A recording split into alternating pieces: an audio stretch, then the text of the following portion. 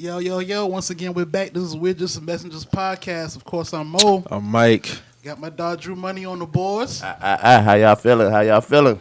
We good. Feeling good. How was y'all's Christmas and all that there? Relaxing. Relaxing? Yeah, relaxing, man. What about yours? I'm cool, man. I ain't take no matching pajama pics this year, but it's all good. Like, it's all good. You got that on your to-do list one day? If it happens, it happens. I'll leave it in the air. I feel you. It was a lot of that going on though, but it's good to see shit like that. It's a lot of that. It was a lot of question popping going on. Like, it's a lot of love going on, man. This is why I don't listen to the timeline when they say there's no black love in real life. Oh, you know yeah, what I'm saying? course. Like, it's a lot of black love going on. That was really beautiful, man. Oh, when they say Never mind. Oh, let's get it. Let's get it, man. Logan, you remember the tweet I put up about the Air Vibes? Oh yeah, the headphones. Yeah. So it was like, oh, men don't appreciate shit. But there was a whole other tweet that was like, oh, men really do appreciate the gifts you get them because they just appreciate the fact that you got them something. Yeah. So I was just like, that's why I don't engage. Man. Like, we really that's why I don't be engaging on TL with certain shit. You know what I'm saying? Like, I got a couple gifts, but it wasn't what I wanted. But somebody took their time out to buy me some gifts. But yeah, I appreciate that. I saw somebody had got $3 from a homeless person because they be looking out for them all year. That whole weight, Hell bro. yeah, I probably wouldn't even have spent that shit. Real I probably just keep it. Yeah, I'll put that up somewhere. Yeah, that whole weight, bro. Like, some homeless people give you some paper, bro. Like, you don't know what they had to go through to get that. Hell yeah. And he was like, you've been my partner for a long time now, or something like that, something along those lines. I was like, dog, that's dope right there. Hey Mike, didn't you catch some crazy ass tweets off of your? Oh yeah. We'll get into that. We gonna say all the good shit first. Keeping it positive, my brother. But yeah, man, just good to see everybody. Good spirits, good health, man. Like, hopefully we can go keep it like that for 2021, man. This year wrap up next year. What would you say was a good thing for you in 2020? We always been talking about all the bad shit that been going on in 2020. What was something that you said that stood out for you? I think, like, with everything going on, for me personally, I got a lot of time to really sit back and reflect on, just me as a person and, like, where I want to go at going forward out of this year. Mm-hmm. So I think I'm appreciative for the time that we did have to really just sit down and take everything in. You know what I'm saying? Like, a lot of people, we live in a moment so much. It's like, especially this year, like, it's been event after event happening. So it's like, you got to take that time for yourself to really just sit back and, sit in your own pocket and just, see it for what you want to see it for and see where you want to go at. So I think that's what I'm appreciative for. Like, just time, really. We had a lot of dead time this year. I wouldn't even say dead, just a lot of downtime. Yeah, I would say the same too. I was able to reflect on a lot of stuff, prep myself better for 2021. I would say, like, it sounded a little bit cliche, but like my losses really was kind of like beneficial for like life lessons and shit like that. Mm-hmm. Taught me a lot. So a lot of shit happened for a reason. So I feel like certain situations, like, they was a blessing in disguise.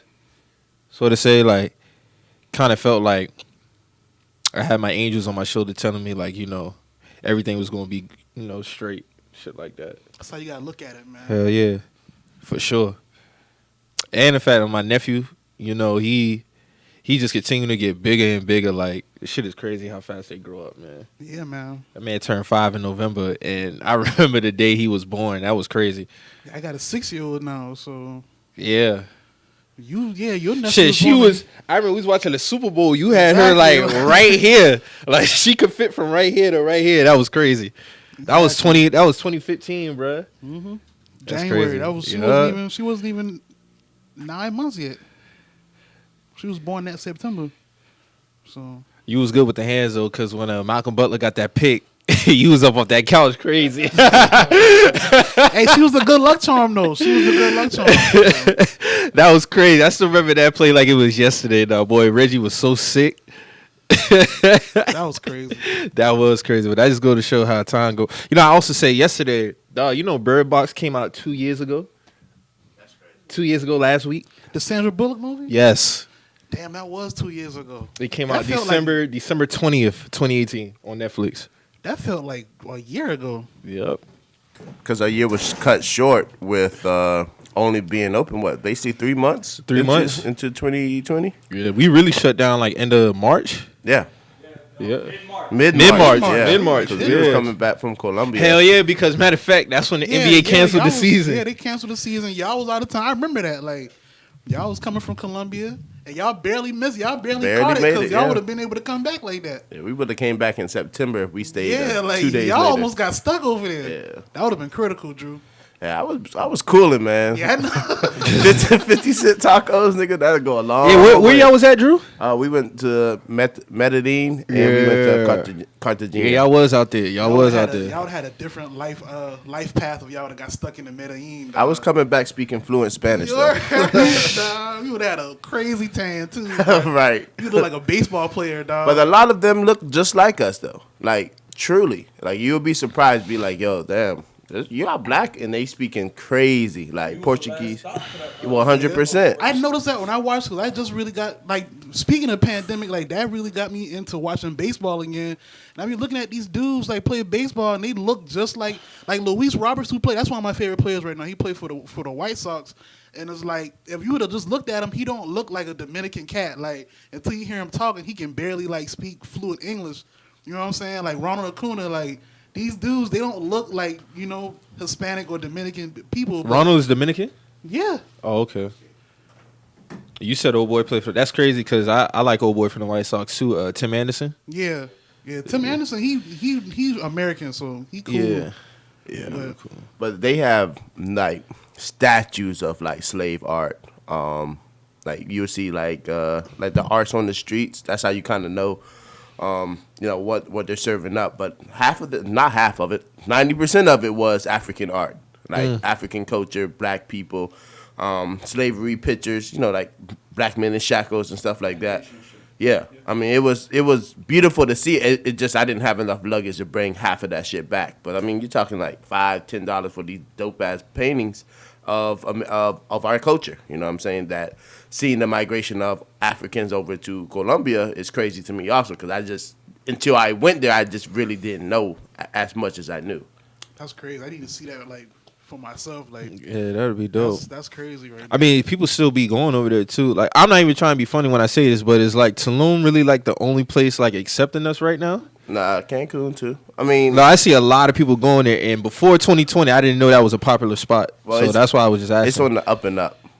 They're trying to make it more like Costa Rica as far as a tourist destination. Like, even the build-ups, the Airbnbs come with, like, patios with pools on it and stuff like that. I mean, it's really on the up and up on that side of Mexico, but also you have to fly into Cancun in order to get to Tulum. So people were stopping. So I haven't even been there. I've been to Cozumel before. Okay, that's dope too. But like when you do your tourist stuff, as far as like on Cancun side, you have to go to Tulum mostly to do like what is it? What's it called? Parasailing? Not parasailing. On the zip line. That's what I'm talking about. On the zip line. I want to do that shit too. Cliff diving, all that's over in Tulum. So you have to take like an hour bus out, or you can rent a car to go to Tulum from Cancun to do like the adventurous stuff. Shit, I want to do skydiving one day too. I saw Toon was parasailing. I wish I saved that video. When Toon was parasailing, I ain't seen that. Don't worry. His shit about to drop, man. He gonna have a whole little documentary of that experience. He did it. Oh, he might have. Oh, he dropping this morning? On YouTube? Okay. right. So I gotta check check it out Tune In. I think that's his. Tuned In. Yeah, Tuned In. Shout out my dog. Yeah, big up. Yeah, but he did it twice, and that shit looked like it was really dope. Like the experience of it. I mean, cause they He was high, boy. very high. I mean, they're up in clouds Yeah, he and was having to high, come down boy. out the clouds. It's crazy. Would y'all do that though? Everybody in the room? I'm gonna keep it. Yeah, I'm gonna keep it 1,000. I'm afraid of heights, but I would try it. I would try it once. If I could try skydiving, then I know I could try that. Oh, you've done skydiving? No, I want to try it. Oh, okay. But I don't fuck with heights neither like that. Yeah. But you probably gonna faint, bro. Niggas really be passing out, bro. Like they be like, And Just as long as they got me attached to somebody, I'm good, bro. Oh yeah, definitely. You're not gonna do it by do yourself. that shit dolo. Yeah. Hell no. But that shit'll be very interesting. I really want to fuck with that zip lining though. Zip lining is where it's at, man. For me, I think that's my first step. Then I can work my way up gradually into roller coaster was my first step, boy. Because some of them shit still crazy for me. Man, I don't fuck with roller coasters. I rock with roller coasters, but it gotta be like some shit that's there. Like I can't do the pop up roller coasters. Like you know what I'm saying? Like shit that's getting taken down every week. Like nah, I don't trust that. Like I don't be on the fair roller coasters like that. I gotta go to like an actual amusement park where I know you're doing like routine maintenance on these rides. I'll trust that before I trust like a traveling fair. You know what I'm saying? I've never been a roller coaster person, bro. Never. I do all the water rides though. Oh yeah, I'm rocking with the water rides. But that's light. Roller coasters? That's light. That's light. I'm not fucking with no roller coasters, man. I'm sorry. And I get motion sickness like real easy. So like. So how you fare on planes? I actually do good on planes. I get more car sick in a ride versus a plane. Okay. Yeah, for sure. And you don't really feel that on planes too much, except for like the takeoff and the landing. Unless you're flying Spirit.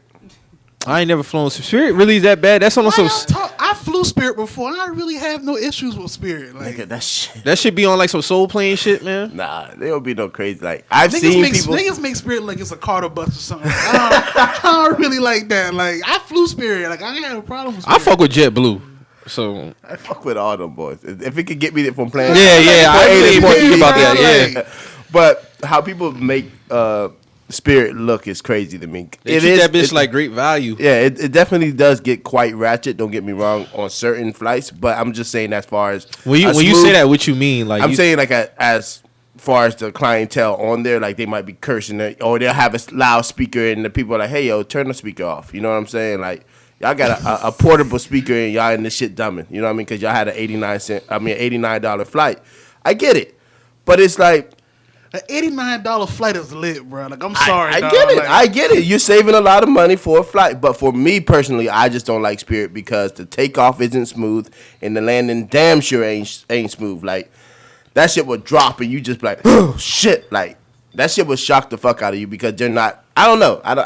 I've always had bad takeoff and landing experience. For me, I don't want to crash landing. You know what I'm saying? I get that experience with Spirit. Does. How about luggage experience?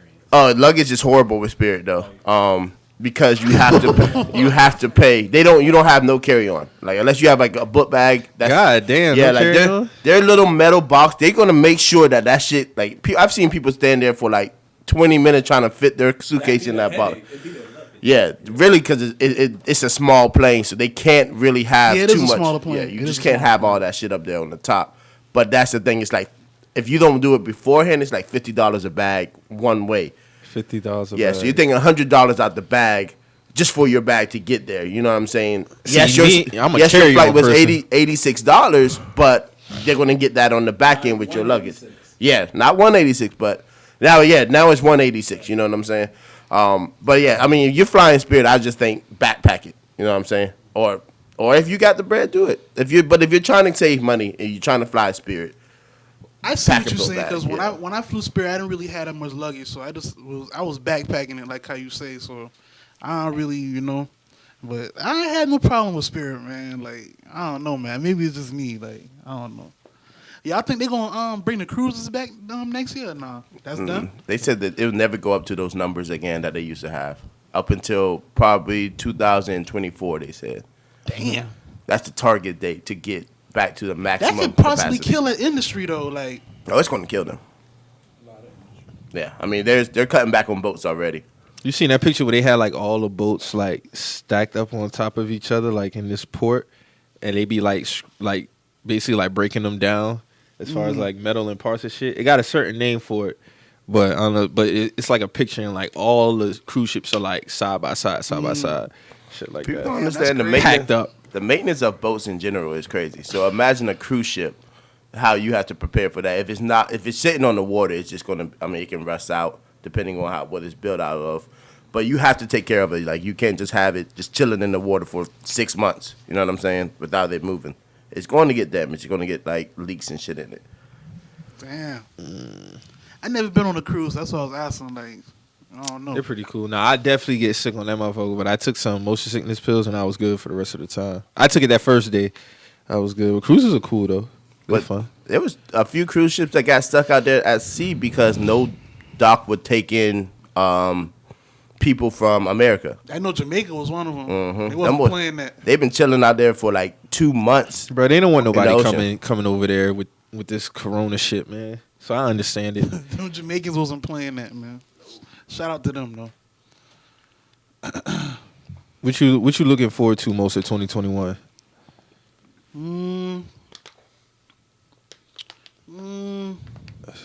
What, as far as like from a social standpoint, or like, you know what? Oh, just anything in general.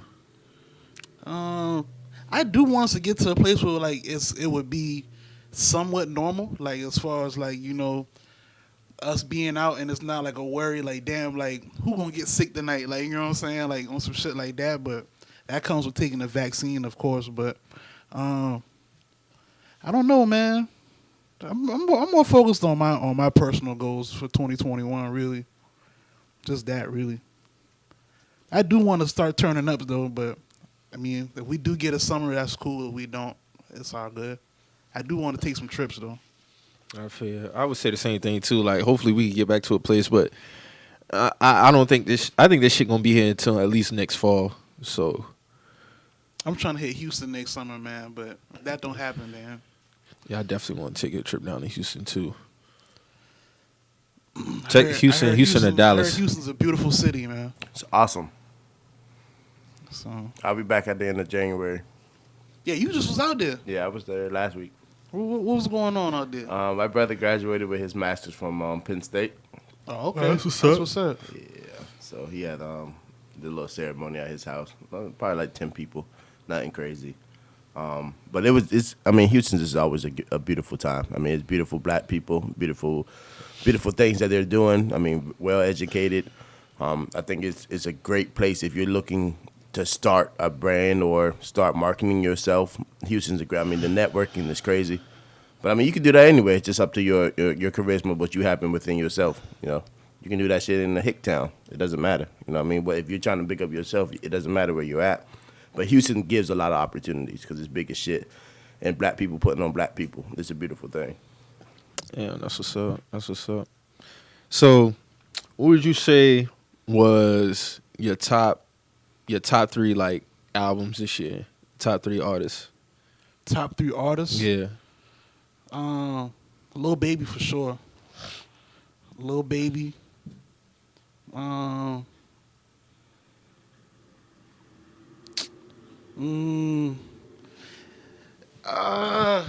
gotta put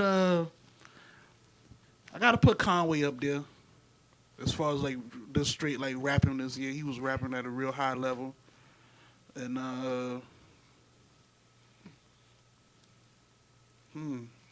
that's a good question, bro. Cause I don't really. There's been a lot of music come out, but it ain't really been nothing that really grabbed me like that. As far as, you know. Mm-hmm. Damn. Cause I just don't want to say like no name, like, you know what I'm saying? Like, it's easy to just put somebody up there. But Lil Baby killed it this year. Conway killed it this year.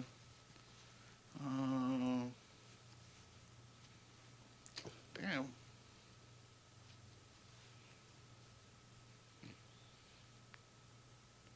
I want to put Nas up there, but I mean, I put Nas up there. Lil Baby, Conway, Nas. As far as like albums go. Oh, okay. I got you. I would say I'll put Benny up there, Nas, just as far as albums, and probably Lil Baby too, for sure. You got any on the R&B side? Ain't too many on the R&B side. Yeah, Brent had a good year. Yeah, Brent had a good year. Brent. That album came out in like February, January, bro. Yeah, that shit seemed like 2019. No, it did. But I'm gonna keep it real, bro. Like a lot of this R&B like been kind of sorry, bro. Besides Brent, dog. I'm just keeping it real. Like A lot of the R&B just not hitting like that no more. Like Brent is probably like the only one to me that's keeping me like engaged on the R&B side. Mm. You know what I'm Ty saying? Dolla Sign album wasn't. It wasn't. It wasn't. It wasn't what it was hyped up to be, but it wasn't bad either. It was cool. It was cool. It was cool. I say that he got a couple of joints on there I'm fucking with, but based off how they like Yeah, like presented it, I thought it was gonna be like some beach house type shit. yeah, like, you know what I'm saying? It wasn't like that at all. Like, Ty shit was cool though. that's when we had like all the features on there and shit. Like, Yeah, the nah, shit like 25. Yeah, I'm cool on that. Like, I'm cool on that. That's all you had on R&B side. Yeah, because the album's called featuring Ty Yeah, Dolla Sign. like, That's what's crazy. I don't really. But yeah, I would say so as far as that. You know, I be trying to like look into certain like artists and shit like that, but ain't nothing really be grasping me and shit like that on the R&B. It really don't. Like, it really don't. Like, a lot of the R&B is poop, man. Like, being real with you. Like that. Like somebody told me to listen to that. The cat that was on the Chicago freestyle with Drake. Giveon? Yeah. That nigga's kind of trash, bro. Like, I'm just being real. Like, I tried to give it like I just can't get with his tone of voice. Like, I just can't get with it. Like, I mean, people. I don't know. A lot of women would say like Kalani. They liked her album. I didn't. I'm not personally a fan of her. I didn't listen to her. Chloe and Haley. People liked her. Like them. Tiana Taylor. Brandy dropped the album this shit. Oh, Party Next Door. Party Next Door album was good. Right. Brandy album was pretty decent. I can't front on Brandy album. Party Next Door wasn't. That didn't really get too much good reviews. Party Mobile. That shit was fire. I fuck with it. I gotta go back and listen to that because I don't think I caught that one. Oh, Division. Amusing Her Feelings. That was a good album. That was this year? Mm-hmm. Yep. Crazy, right? Nah, that was last year. Bro. No, that was this year. It was 2020. See, Y'all don't listen to The Weeknd? No. I rock with. Nah, I'm not a Weeknd fan like did? that. He did.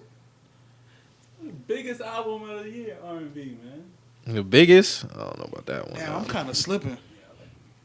I gotta go back and listen to that then. So Bryson dropped, but I wasn't a fan of him. Nah. I gotta listen to that because I need to catch on Party Next Door Weekend. I thought Weekend was last year. All right, I'm slipping. Oh yeah, because he had them singles that had dropped. Right, and he did Fallon and all of them. Blinding Lights and shit. Yeah, you right. Damn, I'm tripping. Yeah, I would say that's about it. On the R&B tip.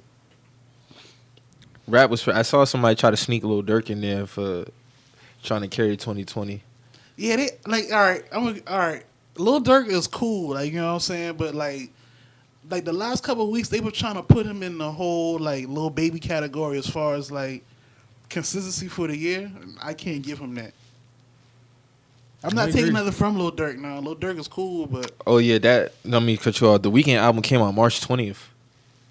okay. That's crazy. I thought that shit was like August. I thought that was right during the pandemic. That's crazy. And he carried on all year. Yeah. I'm just not a big Weeknd fan like that. He cool though. I like Party Next Door more than I like The Weeknd. You listen to that new Playboy Cardi? No, you know I'm not a Cardi fan, bruh. Bro, that album was trash. That's man. your boy. That's not my man's no more, man. Like, that album's poop, bro. Like, I just can't.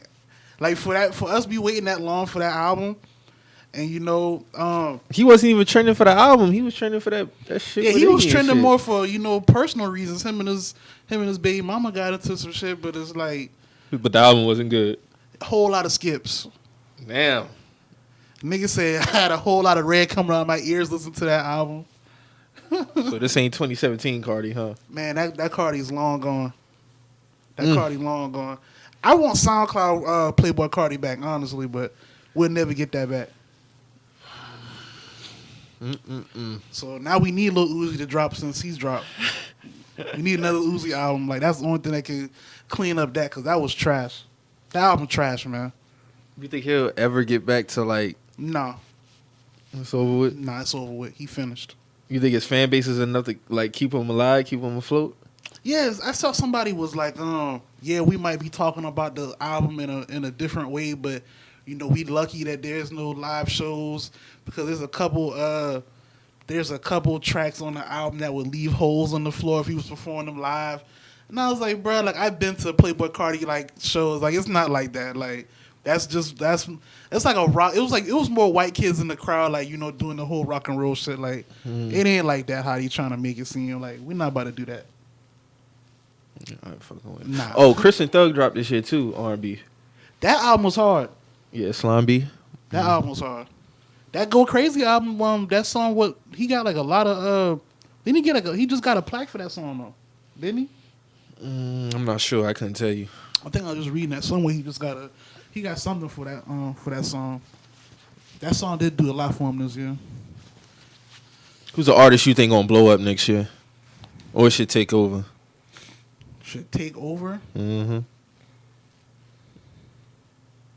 Kind of have like a Lil Baby type year. Like a Lil Baby type year as far as like just running shit. Mm-hmm. I feel like when Drake dropped his album, that should carry him over for the remainder of the year. Oh, I'm talking about like a new artist. Right, newer artist. Don't really none come to mind right now. Just being real with you. Like when you ask me that, I'm thinking about people who are already moving. So like I'm saying, like when Drake dropped, I think was supposed to be dropping in February or something like that.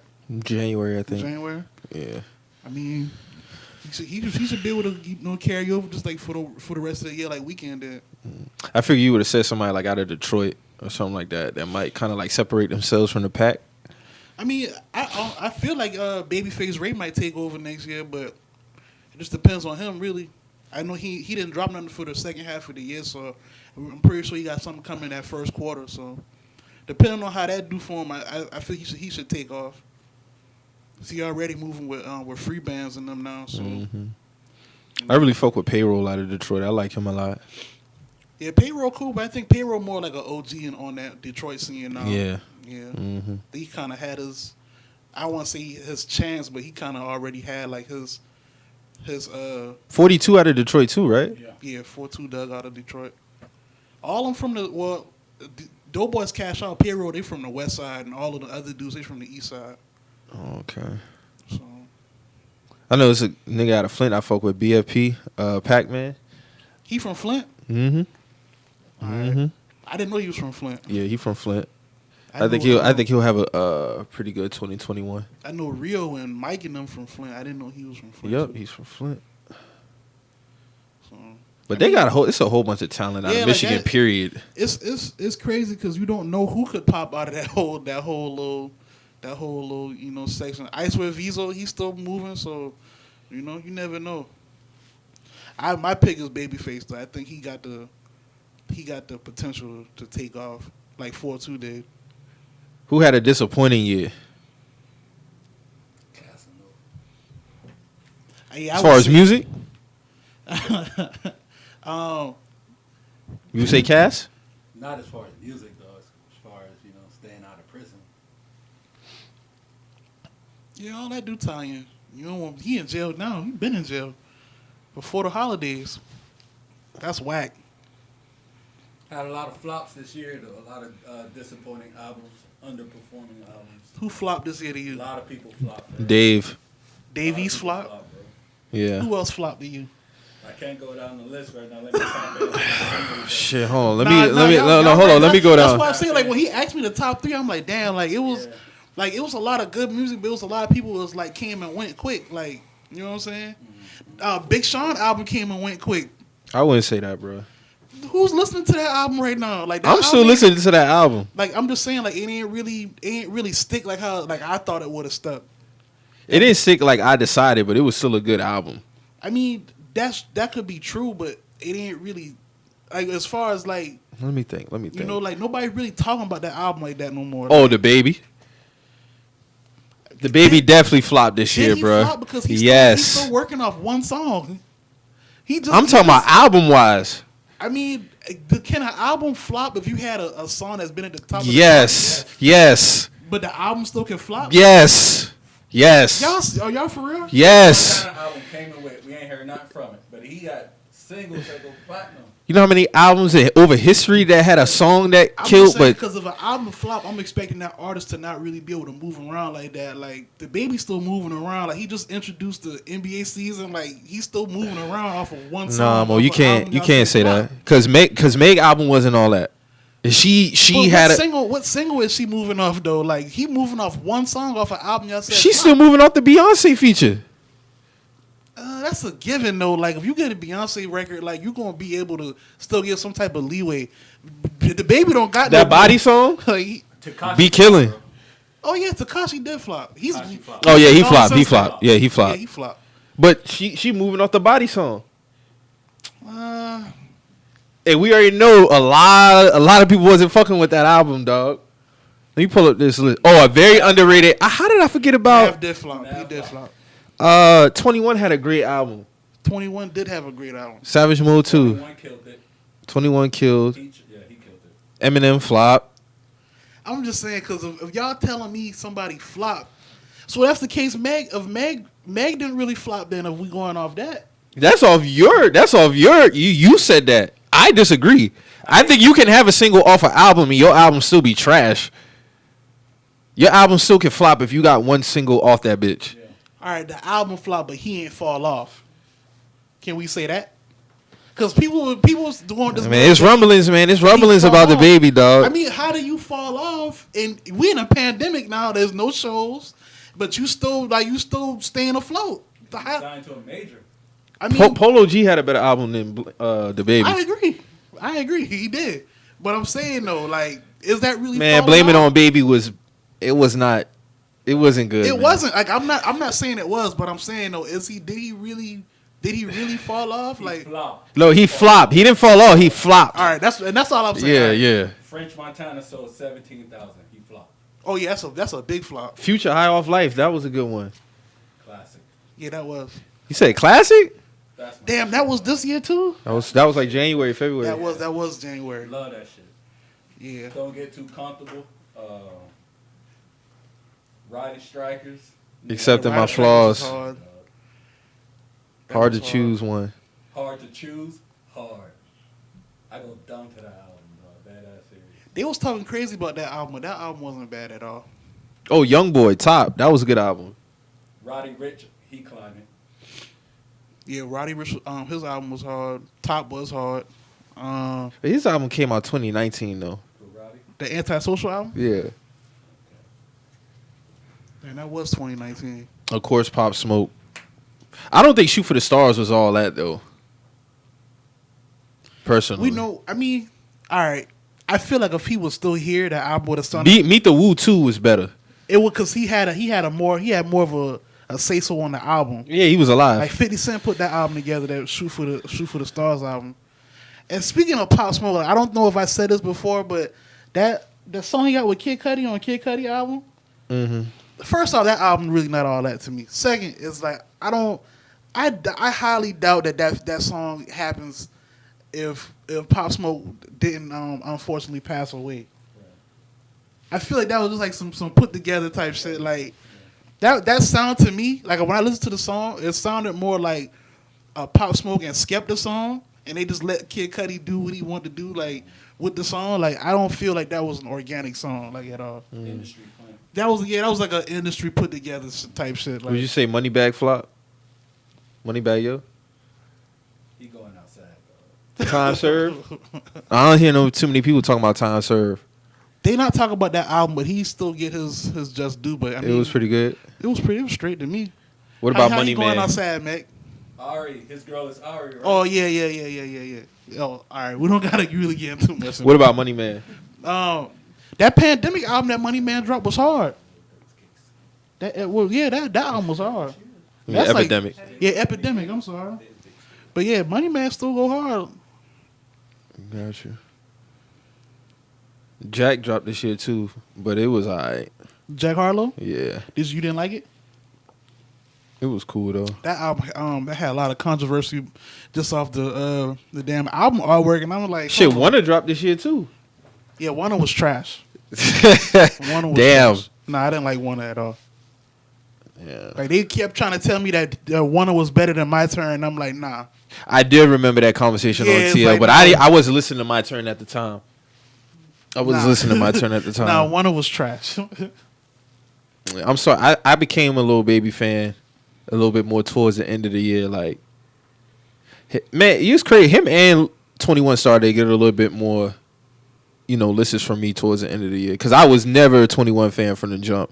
And the only reason why I have fucked with, what's the album that him, Offset, and Travis got together? What's that? Got the dog on the front. Is it Warning or something like that? No warnings or some shit. No Warning or something like that? Like, that shit straight. But I only was listening to Off the Strength of Offset and Travis. But that was pretty solid because I never really was a fan of like his rap voice. Right. But 21 had a real good album, man. And Baby had a real good album too. And I fuck with that single he dropped recently, Everybody. That song so hard, dog. That was probably the hardest song he dropped this year, in my opinion. I fuck with that song heavy. Damn, I forget Warner came out this year. That was some hot garbage. You said Warner is garbage, but he had two of the best singles on that shit. That Hot. I mean, yeah, hot was a moment, but like I said, like if we're gonna say blame it on Baby was trash, we gotta be completely fair across the board. Yeah, like I give it to you. The Warner was weak. yeah, Warner was weak. Like besides Hot, and what else was on there? It was another song that was Birkin shit. All right, he started. Yeah, he did. For as far as this year go, he started that Birkin talk. That was that. People are ODing. Yeah, people ODing because it's like. This is crazy. Like, I saw somebody was trying to clown. This one girl on the TL was trying to clown. I guess she was talking down on Michael Kors bags, Right. and like they went all through her media on her Twitter, and I was like, I know you're not talking about nobody, staying in their lane, but look at your wigs. Like they was going in on this girl like all day. Like this was Christmas Day. Like how you getting ragdoll on Christmas Day like this? I didn't know Michael Kors was something you could shit on. Hey man. But that's a different conversation. Yeah. As soon as some black people start liking some shit, the value all of a sudden go down. Right.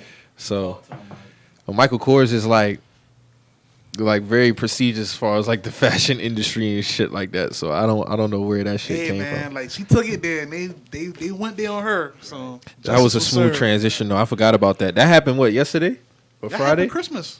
Yeah. Christmas Day? Like I saw the tweet and like I clicked on it, I was like, damn, like these numbers not looking good for her. Like that ratio, like them numbers not looking good. Like she was at almost like 1,000 quoted tweets.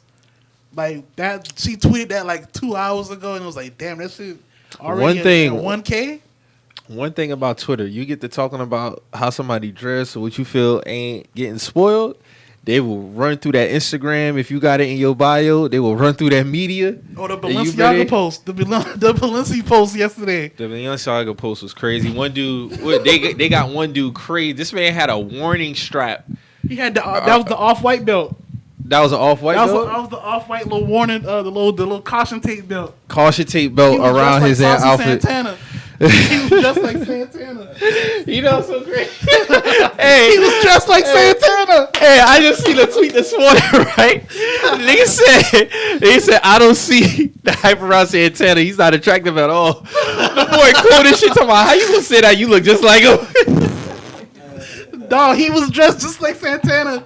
That was like just saying because he was like, the dude was like, yeah, there's no way in hell y'all just buy designer because it got a name on it, and he had the Balenciaga, the little thick sole, little runner shoes that they had out, and Dog was like, there's no way in hell y'all gonna tell me that these real swag, like y'all just buy it because of the name.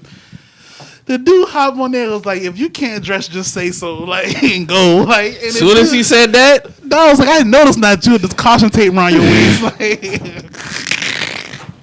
right, he was dressed just like Saucy Santana, dog. Like,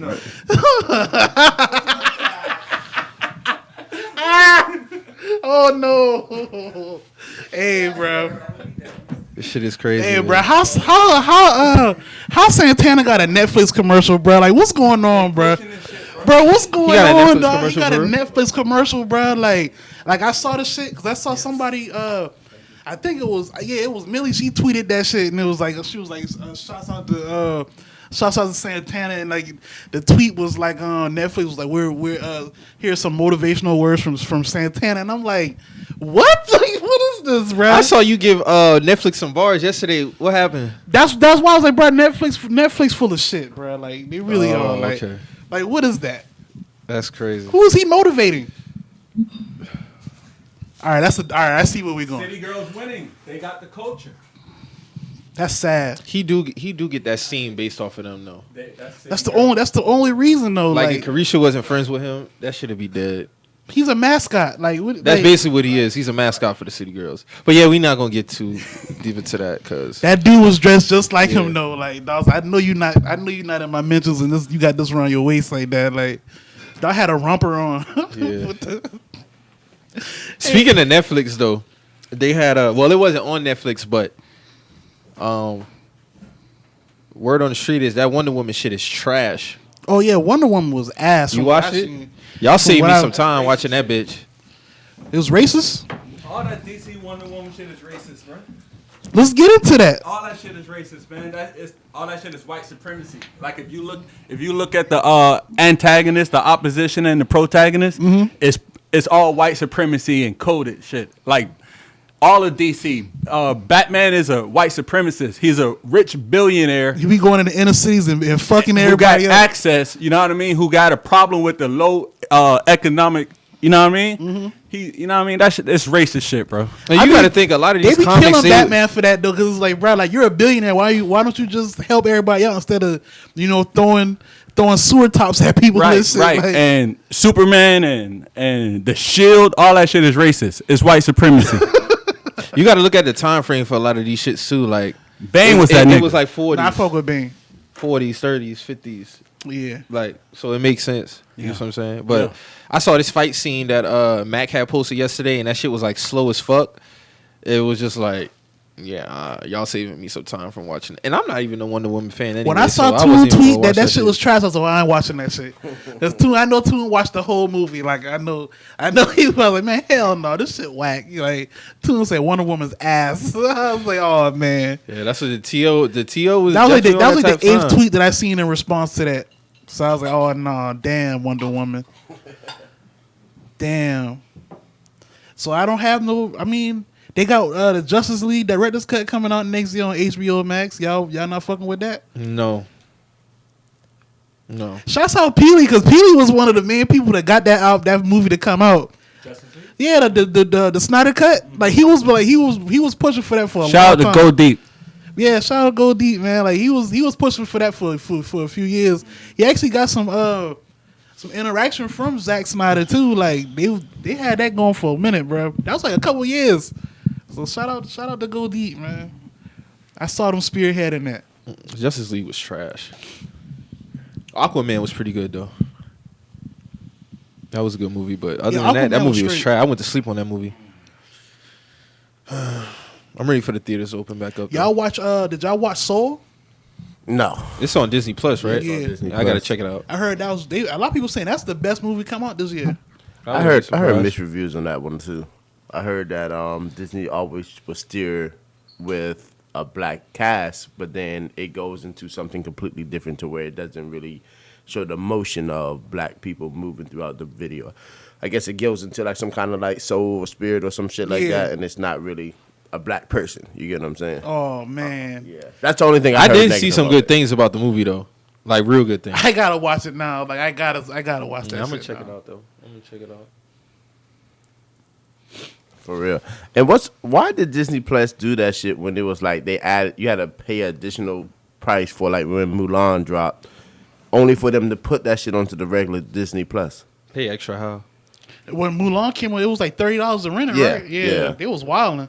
But they still It was they wilding. Like I already pay you for the subscription. that's what I'm saying. But Oh, they yeah, was they like tripping. it was another subscription to get the premium videos. But I guess it flopped because clearly I didn't buy Mulan that flopped. shit. Yeah. Mulan flopped. They just went ahead and Yeah, put that hell on the no. regular. I wasn't doing that.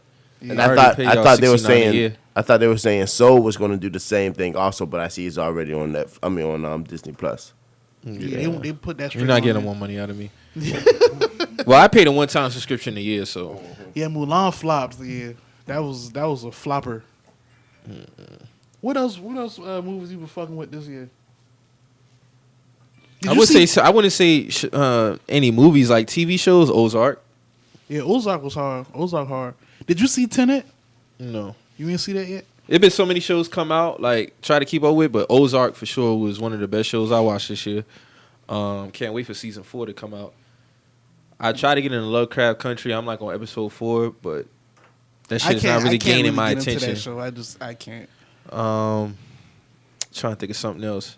I mean, I see the TL talking about Power Book, but I'm not watching that shit. Damn, I missed the episode last night. I gotta watch that when I get back. But people say it's real good. Did you watch it? No. I was late to watch it, but it's actually better than I thought. I've been trying to tell folks, bro. I've been trying I to. really didn't want to watch it. I think the last episode before this one dropped this week saved the whole season. You think so? I definitely think so. I think Tyreek is. Oh shit! Well, I'm not gonna go too deep into it, but I just think I like the road that it's kind of starting to spin. Like He his daddy's son, man. yeah, 100%. He his daddy's son, man. That's all it is, man. Like, I'm interested to see how they're gonna spin this nigga into this court system, though. Like I don't think he about to even really get spun like that. You think so? I think so. Hey, 2-Bit my nigga, bro. Salute to that nigga. 2-Bit the hardest nigga on Power, bro. Like, that's my dog. He the realest nigga on the show, bro. Like, it's been that way too. That nigga ran up on that nigga and said, "Hey, yeah, your daddy owe me money, so that means you owe me money." That was the nigga who said Dre on fire, right? Yeah, Yeah. 2-Bit. Shout out to him, man. We need No, they were saying word is he was dating like one of the like producers or something like that of the show. 2-Bit Yeah, the actor in real life. for real. Yeah, I heard that at the end of last season. What's going on, Power, man? What's going on over there? Love and power. That had potential to be the greatest show all time. I'm not gonna deep dive back on that shit. I don't. You already think- know how I felt about show how that shit touching, ended. no show touching The Wire or Sopranos, man. Bruh, the first 3 seasons could go up against The Wire, bruh. I mean, the first 3 seasons of Power can go up against The Wire, bruh. Real shit. You for real? Real shit. You don't think so? The first 3 seasons of Power was immaculate, bruh. I feel like they was good, but I don't. Like, Nah, The you Wire tripping, just- bruh. The first 3 seasons of Power, if you would have had seen 4 through 6 seasons, the season 4 through 6 of Power, and you just had Those 1 through first 3, three? come on, dog. 1 through 3 of Power was no flaws, bruh. No, it wasn't no flaws, but I'ma just be real. Like it was always a clear cutoff. Like it's The Wire. That shit was unpredictable.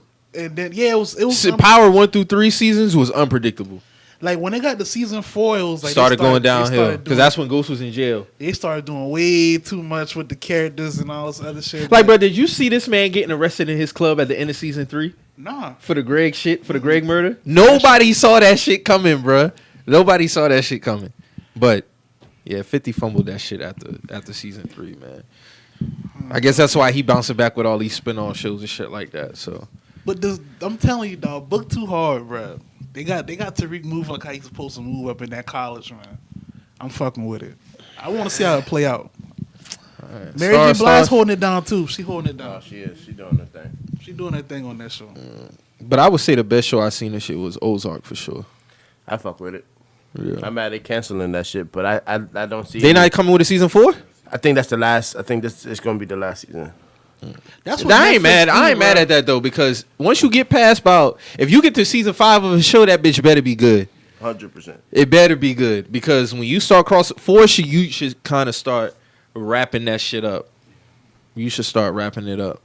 Snowfall's supposed to be back February 24th. So yeah, That's what I'm really waiting on. hell yeah. Well, I Now, hope that bitch get I would bodied put- on that first I would episode. put boy. Snowfall up there with The Wire, but I can't put Power up there with The Wire. I really was fucking with Respect Life. I yeah, ain't seen that. Respect Life, man. What happened to them boys, man? Them boy said them boy roofied them Mello, and he fucked up. Damn. Either his drink or his weed. Which one? Smoke. Yeah, they lace his weed with something. That boy Damn. fuck up, man. You know how that shit be. Sometimes that shit hits you. Those niggas. Yeah, like sometimes that shit will hit you. That's whack, and man. that shit can literally That's whack. make you from being a regular person to a special needs person. Yeah, for Like, real. Like easy too. Like Yeah, that's shit sad, man. I hate hearing about shit like that. But didn't they get like a Didn't they get like a title deal or something like that? Netflix wanted them, Yeah, Netflix wanted Respect Life. but he was like, "Nah, fuck that." I mean, they doing all this shit on YouTube themselves. You know, I get it, but But there was a lot that went down at one time though, because I didn't know that what happened with Mello. But didn't another one of them? He got caught up in like some fraud shit or something like that. you Like, know how right? that should be, No, man. you talking about money and Money, yeah, money and violence was Okay, that. all Yeah. right, all right. That was another one that fumbled. Yeah. I can't say. You know what I mean? One of them got a deal with title though. It wasn't Respect. Money and violence. Money and Violence had a title deal, right? All right. Dang, and that was a few years ago now. Netflix was the MVP of streaming this year, though. Niggas thought they wasn't going to make it. Yeah, They was definitely an MVP. They brought back all the old shows. Some of the original content was real good. So I know they're gonna come hard in 2021 too. So And they came shout up out to that them. Monique shit. They need to pay Monique 2021. They do, though. I done brought the No Parkers cap. back. You know, make that shit right. They caught an L with Chappelle though. Yeah, they caught a L with them. You think so? Hell Didn't he yeah. tell them to take his shit off? Yeah. Yeah, he did. Yeah, but his beef wasn't more with. It wasn't with Netflix. It It was was Comedy Comedy Central. Central because they're They not. caught it straight though. That's Yeah. yeah, they called I it mean, but straight. they Out of just- respect, yeah. Yeah. I get it though. Like you want to make sure he happy, like going forward with them. So, you know, Yeah, because Y'all- he got some good specials on there though. So definitely check those out. y'all think he gonna ever come to terms with Comedy Central? Fuck like, no. Nah, As far as because what is he missing out on from the royalties? royalties. They should cut him a check. I don't see why. I mean, they under Viacom. Viacom got all the bread. I don't see why they couldn't come to some type of resolution. But it's a difference in they should and will they. Like, No, it's yeah, like, Facts. yeah. you know, we know that they should. But it's like, you know, I didn't know this whole time he wasn't getting royalties until he dropped that Unforgiven thing. So I was like, And he yeah. dropped it on his Instagram, right? Yeah. So I was like, damn, I didn't know that.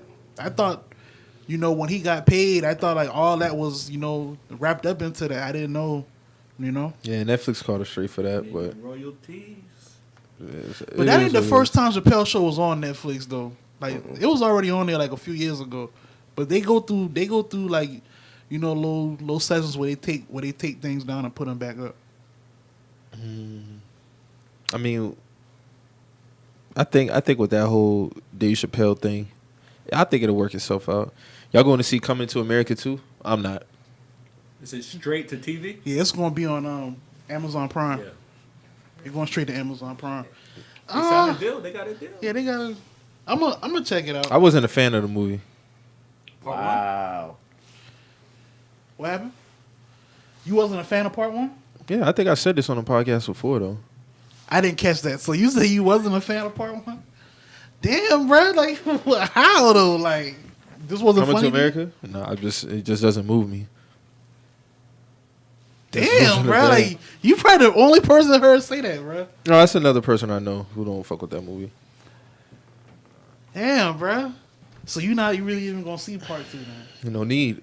I really don't feel like they should even did a part two. To be real with you, like this, it's 30 almost years 30 years later, bro. Like this Should have did it 2000. This should have been like a mid '90s movie, you bro. don't To be miss- real with you, like, Right. like all these niggas like in their 60s and like pushing. Like, how old is James Earl Jones now? I Like, don't know, but you gonna push an Eddie Murphy child on us? Like we didn't see that shit.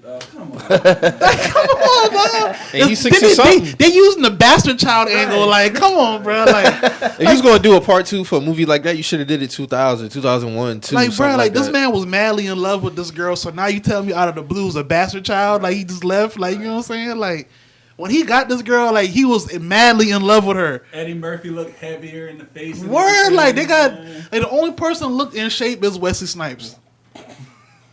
Like they've been showing Arsenio, like Arsenio look. I'm like, bro, like I'm not disrespecting them boy because they are legends, but bro, like 30 years later. this like the window been closed on this movie. Like, What you year know that what I'm movie came out? 89? saying? Nah, that was like what? That was like 87, 88, isn't No, it? no, it had to be 89, 90, It might have been 88, yeah. 88. 88. That's what I'm saying. Like What a those. fucking good year, though, man. Hey man, that's when the dog touched down on A Earth. lot Yeah, of people born in 88. you know what I'm saying. A lot of people was born 88 Tune for came in real. 88. Yeah, man. But yeah, that window been closed on that, bro. Like Right. that should have came out like you say, like either 2000 or like 97, 98, like leading up into the 2000s. Right. If like, they would have did it like Bad Boys, they kept Martin and Will Smith in our face. You know what I Yeah. mean? Like every so often we you ain't get a seen movie. Eddie Murphy like in a minute, Right. like, you know what I'm saying? But you was able to see the progression of Martin and Will. Yeah. Like, they fumbled this shit though. That was a good movie too. Bad Boys for Life. That was a good movie. I I just thought watched that, like- I thought they had missed their window too, but they did pretty good with that. I mean, of course, Martin wasn't really in shape. Like Will kept himself pretty much like in shape, but That better be the last one though. Like they better Nah, not I think try it's to- going to be a sequel. It was open ended. It was open-ended. open-ended, but it's like just leave it be. Like we good. Like it's I mean, been- they transitioned with his son. I'm cool with that. Yeah, that's Bad what it's Boys going to 2. be. Bad Boys 2 was what 03? 03. Like come on, dog. Like we doing too much, bruh. The first one was 95. That's what I'm saying. Like 95 to 03. Okay, I'll give you Lowry. that. 03 to 2019. Come on now. 88 to 2000, what, 2021. Come on, dog. That's a lifetime, bruh. Well, they made an ass of money though off Coming to America though. You should have followed up, man. Yeah, You know what I I mean? mean- A white film would have had to follow up the next year, bro. Jurassic Park, follow up next year. All of them. Look at all them National Lampoon movies. Have you seen any of those? But there's like 8 of those. Like, you know what I'm saying? Like, if they was gonna do that, they should have did that like you say the next year. The box office made 288.8 million, or through 350 million on Coming to America In 88. in 88. And man, Eddie was that guy back then though. Like, so it makes sense. That's crazy. Follow up. You got to follow up. He was killing movies back then, man. Because then he came right back with Boomerang. Beverly Hills. She was Beverly still. Hills He's Cop. the Beverly Hills Cop. Like he been killing shit, man. Boomerang, one of Lord. the greatest movies of all time. Wonder why they didn't follow up. Hey man, probably some behind the scenes shit will. Black film. Hopefully, when he do another stand up, he'll touch on that. But Yeah, if he doing. he's overdue for another stand up though. I want to hear Eddie Murphy stand up. But shout out to Netflix though. Amazon Prime might get some more content if movies are not gonna continue to come out in theaters. I got both, so I ain't really tripping. I don't know what Disney Plus gonna do as far as like original content though. They got all them Marvel shows about to come out next year, so they banking on that. There's a few Marvel shows I do want to check out though. Shit, they need to get fucking Luke Cage. Man, that shit ain't coming back, man. Luke Cage was fire, dog. I liked it, but a lot That of people, shit was a lot of fire, mixed bruh. reviews. A lot of people didn't like it. What? A lot of people. This was before you got on Twitter. A lot of people was trashing that shit, bro. Especially when he did the dab, they was like, "Man, pull a plug on this shit, bro." Like, Bro, I was on you Twitter remember around that shit, time. Drew? You remember that? They was like, "This nigga doing." Because that the shit dab, came man. out Get what, this outta here." 2018? Nah, that was 2017. 17. That was 2017. The first season? The first season was fire, dog. Second season was fire too. They need to bring that I shit like back. the whole show. Like, I No, like the it. show fire. The show fire. I know because like you said, they bring back some of the show, so they're gonna be bringing what's the girl who was with Vision? She gonna have her own show. I think. WandaVision. Yeah. So I'm looking forward to that. Luke Cage was fucking fire. Niggas is tripping, bro. They was clowning that show, dog. That show They was clowning. fire. So I was like, bro, this. I mean, outside the dab, like I get it, but Nah, that show was good as fuck, Low key, bro. that show's anti-black. How they was going in on that show, bro. Like, How you think it was anti-black? no, they was killing that show. They was like, man, I saw a lot of black people killing that show, bro. And I was like, bro, like this is one of the only like black Marvel characters. we got, And bro. that shit was based out of Harlem. Yeah, They like, tripping, bro, like, bro. that That shit- show was fire. That shit was hard, bro. Like, I fuck with Luke Cage, they man. they wanted him gone when he did the dab, bro. They was like, man, get this nigga Like, out yeah, of I here, get bro. it. Like, But outside of that, that shit was fucking fire, dog. Then even old boy who was on the other, what's his name? I can't pronounce his name at all, but he had a good role on that show too. the Ali dude, Yeah. Marshala, he was Sharla on Ali or something like yeah. that. Yeah. So They killed this character way too early. I feel like they I should think let so. him Cottonmouth. He was Cottonmouth. Cottonmouth. Talking about what's that? What's it? Black Lightning. Nah, No, we still on Luke talking Luke Cage. Cage. Okay, what's the albino guy on Black Lightning, or was he on He's on Black Lightning. He the Okay, character. He's okay. a rapper too. His name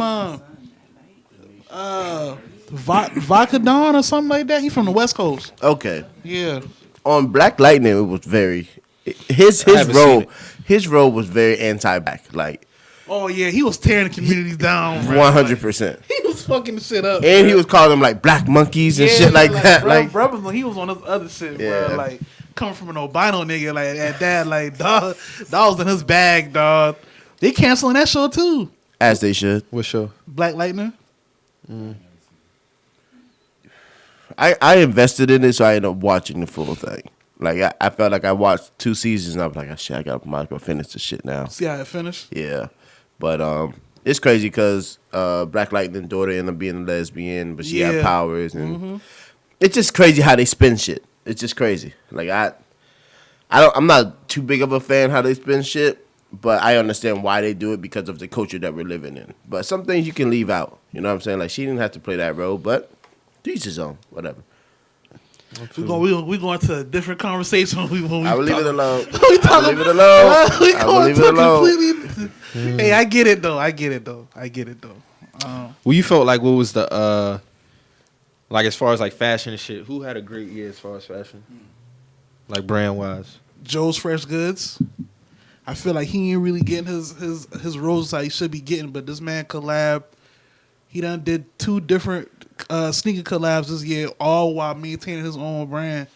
I feel like he's up there with Virgil in my eyes, like as far as like should be getting like the notoriety. Like I fuck with his shit more than Virgil shit for personal reasons, but you know I feel like he's up there. Like he just dropped his Converse collab. He did the New Balance collab in the same year around All-Star break, and you know. Matter of fact, he dropped some Adidas shit this year too. He did 3 collabs in 1 year, and nobody really, in my opinion, I feel like nobody really been talking about that shit like that, which is crazy to me. Like I feel like we don't see shit like that often. Like a black dude collab with 3 major brands in 1 year. Like we don't really see shit like that. So, Well, how you feel about Chrome Hearts? I never been on that brand. like I remember when niggas was wearing that shit in like 06, like 05, 06, like so to see it like come back like how strong it is right now, like it's crazy to me to see that, you know. I mean, it do kind of go into the sense like with fashion, everything do come back around, but I didn't think Chrome Hearts would come back around because to me, I feel like I put Chrome Hearts in the category with like True Religion and I ain't gonna disrespect Chrome Hearts like that, but like I seen a lot of people wear Chrome Hearts and Ed Hardy together, so it's like I'm looking at all this shit like as the same, like you know what I'm saying. But Chrome Hearts is like I don't know, man. I got some frames, but I've been had those frames though. But I don't know, man. I just don't get the hype. To me, it's like it's biker gear. But I do like the eyewear though. They frames are dope. Okay. I just can't get into all the other shit. Like the jeans people are paying, like those are vintage Levi's that people are paying $3,000, $4,000 for. Like I just don't get it. Like Chrome Hearts jeans 3K. yeah, those jeans are like $3,000, almost $4,000. Hell no. Like if you go to the store, like Shit ain't that. No, hell yeah, no. that's what I'm saying. Like they whacking for those, bro. Like for real, like dead ass. Like a lot of people don't know that. Like those jeans are like $3,000, and those are like vintage, like you know 501 Levi's with just the chrome art like crosses all over them. Like I don't get it, man. How you feel? This is what I want to talk about. How you feel about Jerry Lorenzo deal with Adidas? I have my own think people, reservations about like, that. all right, I think with the whole he tried to do like the Kanye thing, and it's like I get it, like you know, people do want like they own like entity within a brand, but it's like, bro, like Nike kind of did that with him, like they let him from the outside looking in, like when Jerry was there, like they let him do a lot of shit, like he did a whole NBA capsule. He did Fear God like apparel with Nike.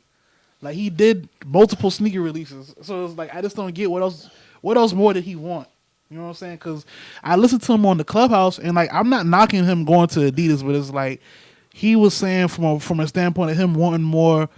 You know, he just wanted the keys to do what he wanted to do, but you know I don't know what else he wanted. Like, and I don't think I think like for a brand like him, like his swag, like I feel like Nike fit his more. Like I'm kind of like nervous to see what he do like as far as like product wise with Adidas, especially on the footwear side because he gonna be creative director. Fear God was fire with Nike. That's what I'm saying. Like I don't see how he can recreate that with Adidas. Like especially with him like working with some of their silhouettes already. Like I don't see it. Like I feel like unless they he be drop like a quantum type sneaker like how Yeezy did. Mm-hmm.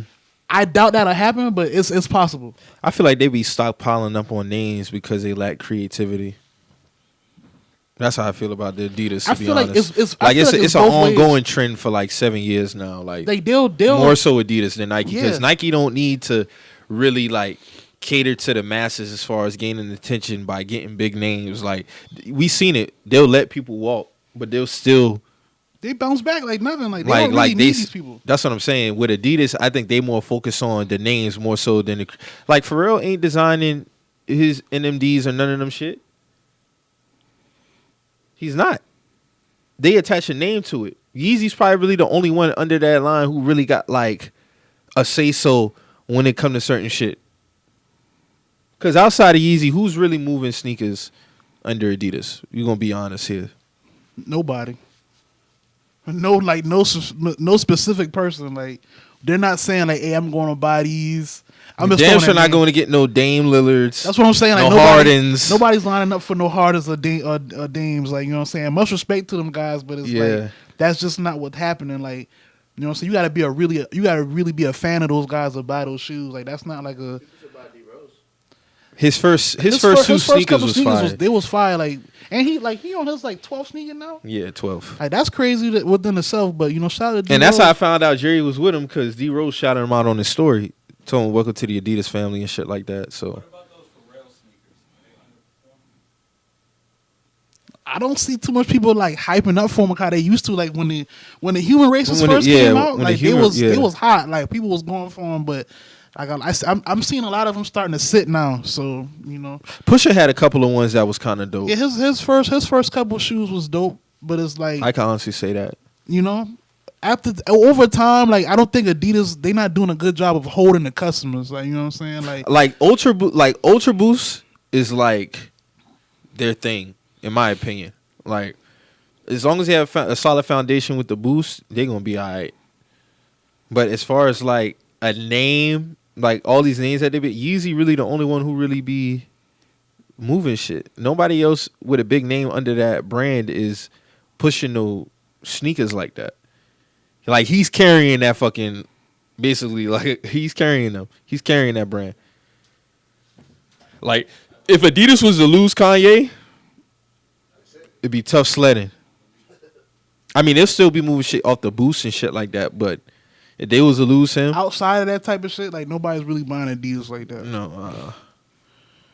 And the boost is like argument. I got a pair on right now, like the most comfortable sneaker I ever worn. So, I mean, that'd be some crazy shit if Ye was to ever like leave Adidas, like hypothetically speaking, he go back to Nike. Oh my God, you talking about that would cause so much like chaos, breaking man. the internet, like, man. It's gonna break the fucking internet. I don't think we need that right now. Dog, Nike might fuck around because I know they still got some Red Octobers in stock. I know that for a fact they still got Red Octobers in stock. They would do some shit like that. If he was to ever sign back, they'll drop some Red Octobers. Shit, they will say they could retro that shoe without him even being back there.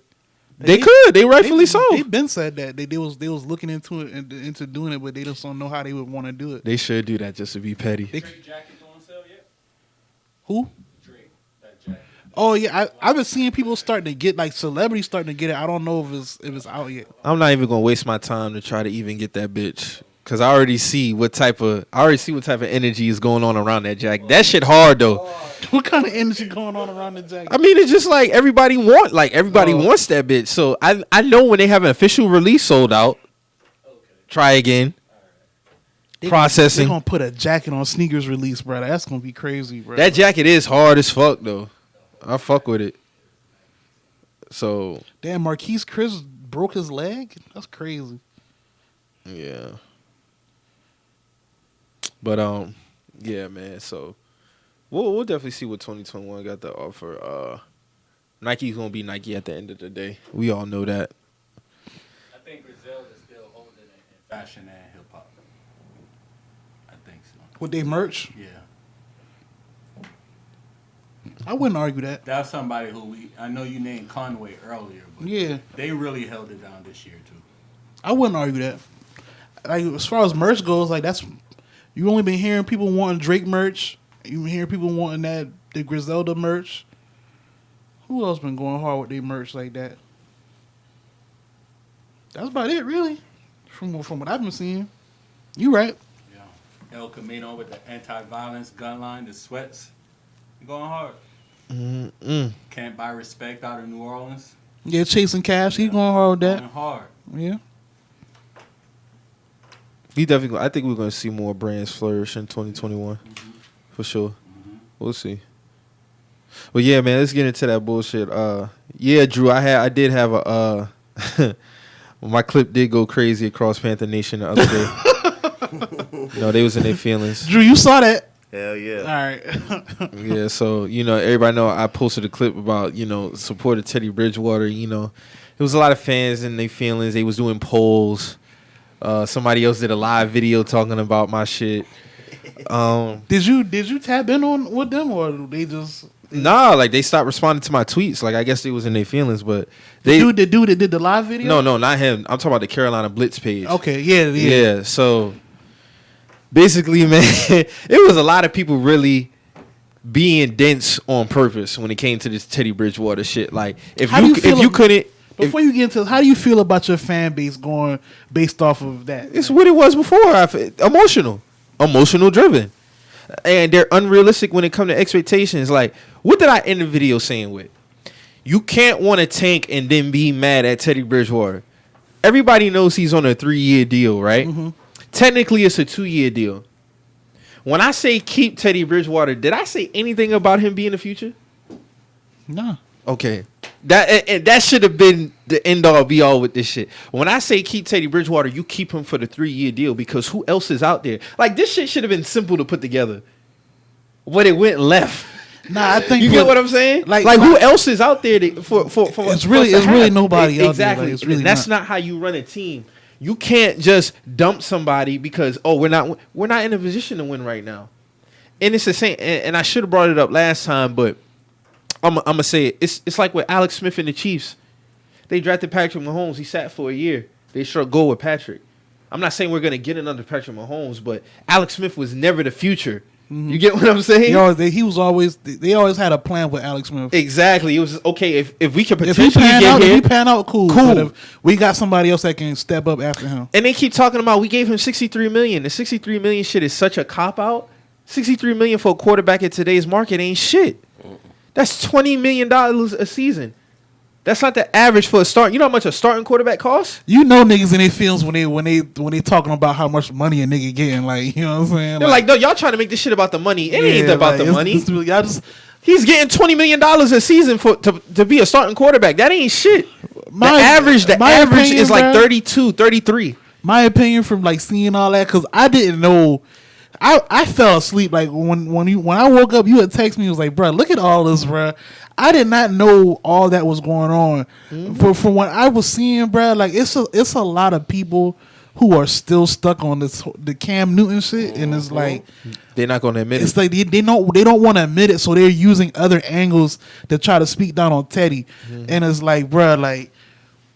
Let it go. Like, you just gotta let it go, bro. He's not coming back. Let it go. He's not coming back, bro. Like, you know what I'm saying? Like, bro, this shit is all of a plan, people. Like, I'm gonna say this one more time. It's a process. It's a process at the end of the day. If you sign a quarterback to a 3-year deal who's serviceable, you bring in a new head coach. We just fired our GM. You bring in a whole new staff. They're putting a plan in place. Nobody ever said that Teddy Bridgewater was the future. Nobody ever said that. You keep him for the 3-year deal because he's a decent bring in. Exactly. Like, so if you bring in a rookie quarterback, he can sit behind him, and that's how you smooth transition. We was talking about we're not going to no Super Bowl right now, and that's what I saw too. Like, a lot of people was like, we in a win now situation because of our weapons. How? That's not possible. The defense is the youngest defense in the NFL. Yes, we have nice weapons, but that don't mean you just insert a new coach. There has never been a time in NFL history where a brand new coach came in, you lost your franchise middle linebacker, tight end, quarterback, and then one offseason they went back to the playoffs. It's never happened. So how can you have such these expectations for 2020? It don't make sense. And how is Teddy so trash but he got 2 receivers with 1,000 yards? Who's throwing him the ball? Oh, this is what they use it. Who's throwing him the ball? 14 touchdowns and 8 picks. Who's throwing him the ball, though? Exactly. That's the angle they was trying to use. Oh, he got 14 touchdowns and 8 interceptions. Like, so what? He rushing for 6 touchdowns. So now what are we talking about? So that's 20 total at the end of the day. Like, he's still accounting for some touchdowns. But, yeah, like, a lot of them was getting in their feelings. Oh, they was trying to get on you with the completion percentage, dog. They was it's nasty, bro. Talking about check down. They was on and your I was neck. like, does Mike Davis have 1,000 yards receiving or something? Dog, they was on your neck. Then they talking about, oh, the receivers leading yards at the catch. No, dog. Like DJ Moore and Robbie Anderson, deepest touchdowns are. Then they just moved the goalpost for every reason why they had a long touchdown. Oh, the ball traveled 20 yards in it. Knock the fuck off, man. Like, when has that ever been a thing? How you gonna That's that advanced stat bullshit. How you gonna speak down on completion percentage, but you're talking about how long the ball traveled in the air? Like, that don't even make sense. That don't even make sense. Like, what we talking about now? Like, what we talking about right now? Like, is the ball getting to the man or not? Like, you know what I'm saying? Like, what we talking about? Yeah, that's I did not know that shit had got, it had caught fire like that, bro. Like, them boys was on your neck, bro. Like, them boys on your neck. My dog had to take a couple calls and all behind that shit, bro. Like, me and one Panther fan, I had to drop my number in his DM. He was talking kind of spicy on the TL, but Drew, that man said I'll be at the Panthers game on Sunday, nigga. Like, pull up. What's up, nigga? Get on the phone. It was none of that, Bruh, like, bruh. But sometimes you just gotta check a nigga temperature. That's all. Bruh, that was. Don't let that Teddy Bridgewater shit get you fucked up, man. It's not that serious. It's not that serious. Everybody know what that shit mean too. A nigga tell we've been hearing that shit since middle school, high school. Oh, nigga, I'll be at the game. I'll be in a breezeway at the 8th period. Yeah, you know like, some fight about to happen, bro. Like, you talking about pull up at a game? I'll be at Vibes on Wednesday, nigga. You know what that mean, bro? Like, if you walk up on me, nigga, you know what time it is. Like, hey, like. But the truth hurts though. Like, that's what I'm saying. Like, our fan base is very emotional driven. Like, you can't. They never understood or see logic, bro. And like, that's not how you run a football team. You're just not gonna drop Teddy to insert a rookie. So then when the rookie is struggling, you're gonna blame him. It's ass backwards. Ass backwards. That's not how you do this They shit. even was talking down because I even bring this point up when we play the Chiefs. Like, when the Patriots play the Chiefs, when they be like, "Dog, are you afraid?" I'm like, "Nah, like, it's always a close game." Like, we lost that game in the last 3 minutes when we played them this season. Like, you're not gonna beat the Chiefs, just playing straight up. You gotta compete with them. Like, if you do that and you get down to that last 3 minutes, you got a chance. So it's like football is situational. Like, when they was like, "Dog," like, I think you made a point where you was like, y'all stuck with them for like kind of like how I was saying. Like, they was like, "Bro, like, what do you?" I was like, "Dog, like, you're not gonna you have to score with the Chiefs to beat the Chiefs." Like, you know what I'm saying? Like, They was talking about to win. Like, okay, but we're talking about being real here. They're the defending Super Bowl champs. like they have Like, the best offense in the NFL, and they have bro. the most chemistry. We don't have chemistry like that within our whole team. If bruh. you stick with them, like, you have a chance to beat them. If you just get blown out, you get blown out. Yeah. You know what I'm saying? Like, what it that's just what it is. Like, that's how it's always been. Teams that beat the Chiefs, they stick with them for them first 3 quarters, and that fourth quarter is when you find out, hey, you gonna win or not.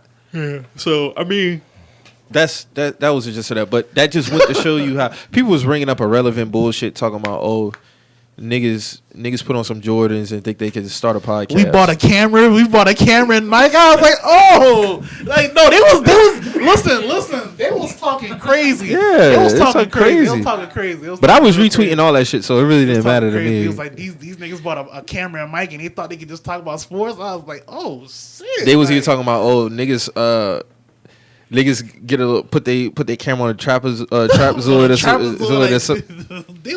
They was talking.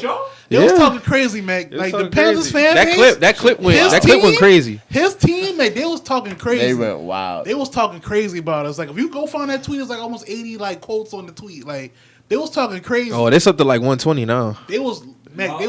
They got like 11K views. They was talking about Mike Jordans. It was like, just because you wear Jordans, you can't talk about sports and all that other shit. Like, I was like, irrelevant shit. Mean? Yeah. What does that mean? Like, I mean, ain't none of them could tell me nothing. I've been following this team since '98, so ain't none of y'all Panthers fans can tell me anything about this team. I don't have no. Hold on. They was talking about credibility. None of y'all motherfuckers pay me no bread, so I could care less about credibility when it comes to this shit. Like at the end of the day, ain't none of y'all can have a real conversation about the direction of this team. Like they even try to talk about like the whole Matt Rule and like Joe Brady shit, right? So I'm like, Matt Rule calls the plays, right? They was like, oh, Brady. I'm like, bro, he's the offensive head coach. So, like, he puts the game plan in place. I'm not saying Joe Brady don't call the plays, but he has to get the shit by Rule. Like, he's not giving him 100% control of the offense, bro. I notice. Like, he's just not. And that's not to say that Joe is not a good OC, but he's not 100% in control of the offensive game plan. He's just not.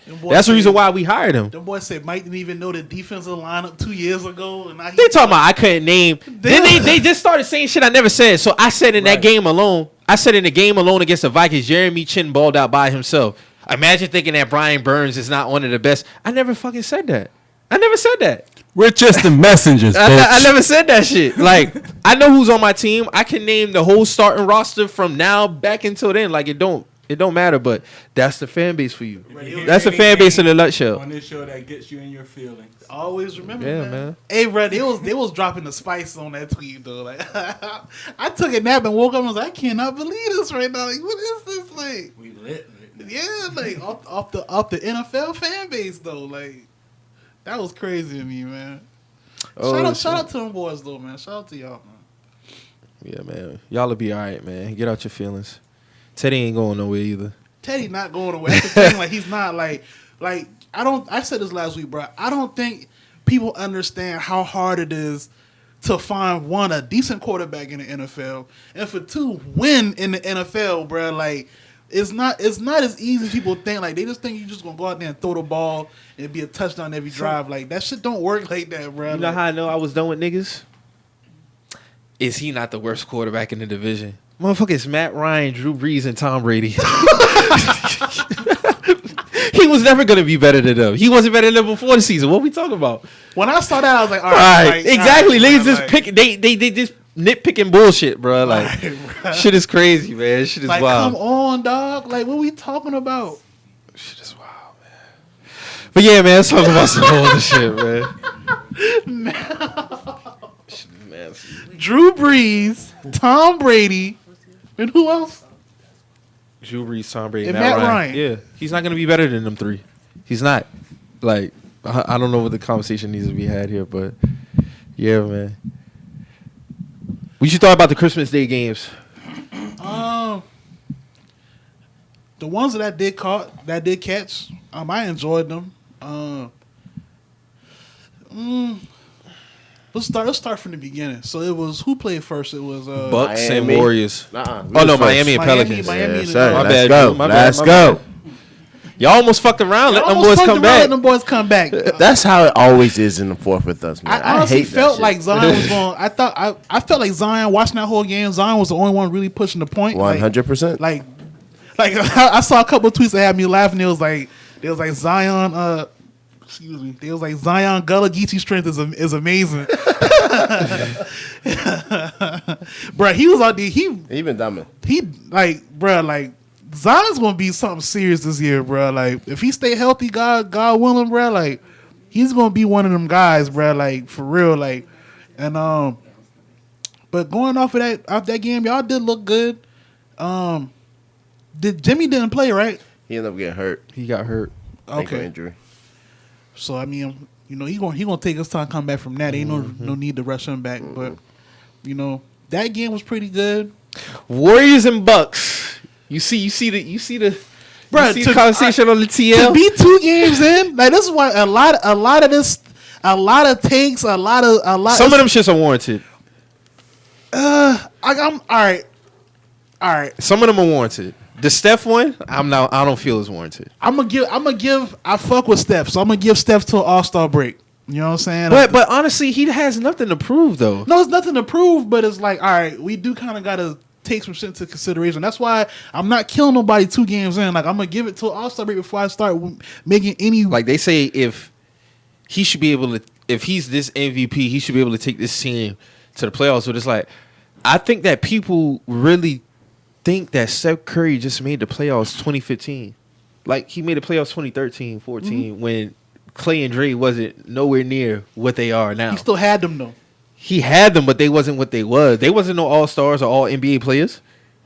Nah, more Clay than Dre. David Lee was his next best player at that time. That's just facts. Off experience, yeah. I wouldn't argue. And then 15, Clay eventually blossomed, became who he was. Like, and I even say 14. I even say 14. 14. 13 though, like them boys was second year player. He was trying to find a stride. Yeah, but at that time, Curry had already been in the league, what, 3-4 years? So 3 years. Them boys a little 50-win team in the playoffs, 47 the next. That's not bad. No, that's not bad. So my whole thing is now is like everybody's saying, and this is another corny shit. Like y'all can't sit up here and say that Klay Thompson is now all of a sudden the most important Warrior player. When we all know if Klay was healthy and Curry was hurt, they still be in the exact same situation. They might even be worse. I can't say that though. Dog, there's no way that they can honestly say that Klay Thompson was the most important Warrior. No, I'm not gonna say that. I'm not gonna say they will probably be in a worse situation. I wouldn't say that. Because I don't know. I haven't seen it play. We don't know how the Warriors gonna play. They still got to get Draymond back. If Draymond's such a important, he's a heart and soul. Mm-hmm. If Draymond's such a heart and soul, they should be okay once they get him back. Like he should be able to get Pascal in check. He should be able to help Wiseman develop. You know what I'm saying? He should be able to do these things. Like I don't see the Warriors being so trash. Like that's what I'm saying. A lot of these takes, they do look bad though. But you gotta think, bro. You gotta think. This is the first year for a lot of these players playing with Steph. They don't know his spacing. They don't know how to really run with him. And like I said, I'm giving Draymond some credit here. Like Draymond does help set a lot of the offense up. They don't have that right now. Andrew Wiggins should be putting on 26 a game, man. No, there's no reason why he's not. Like, come on now. He just ain't playing with 100% up straight up trash. 2 games in. Like I can't say. Oh, he might drop 50 next game because they play us. We dead, man. See, that's what I'm saying. Like I'm not gonna kill niggas 2 games in the season. You know what I'm saying? Like that's why I say like. So you do believe he has help?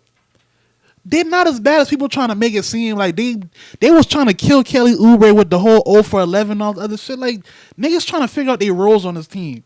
You know what I'm saying? Like Kelly probably was jacking them shit because he's like, damn, like who else scoring right now? Who else scoring? Mm-hmm. They still got it. Like I said, bro, Draymond, he does set up a lot of the offense. When he comes back, I'm pretty sure shit will start to level out, bro.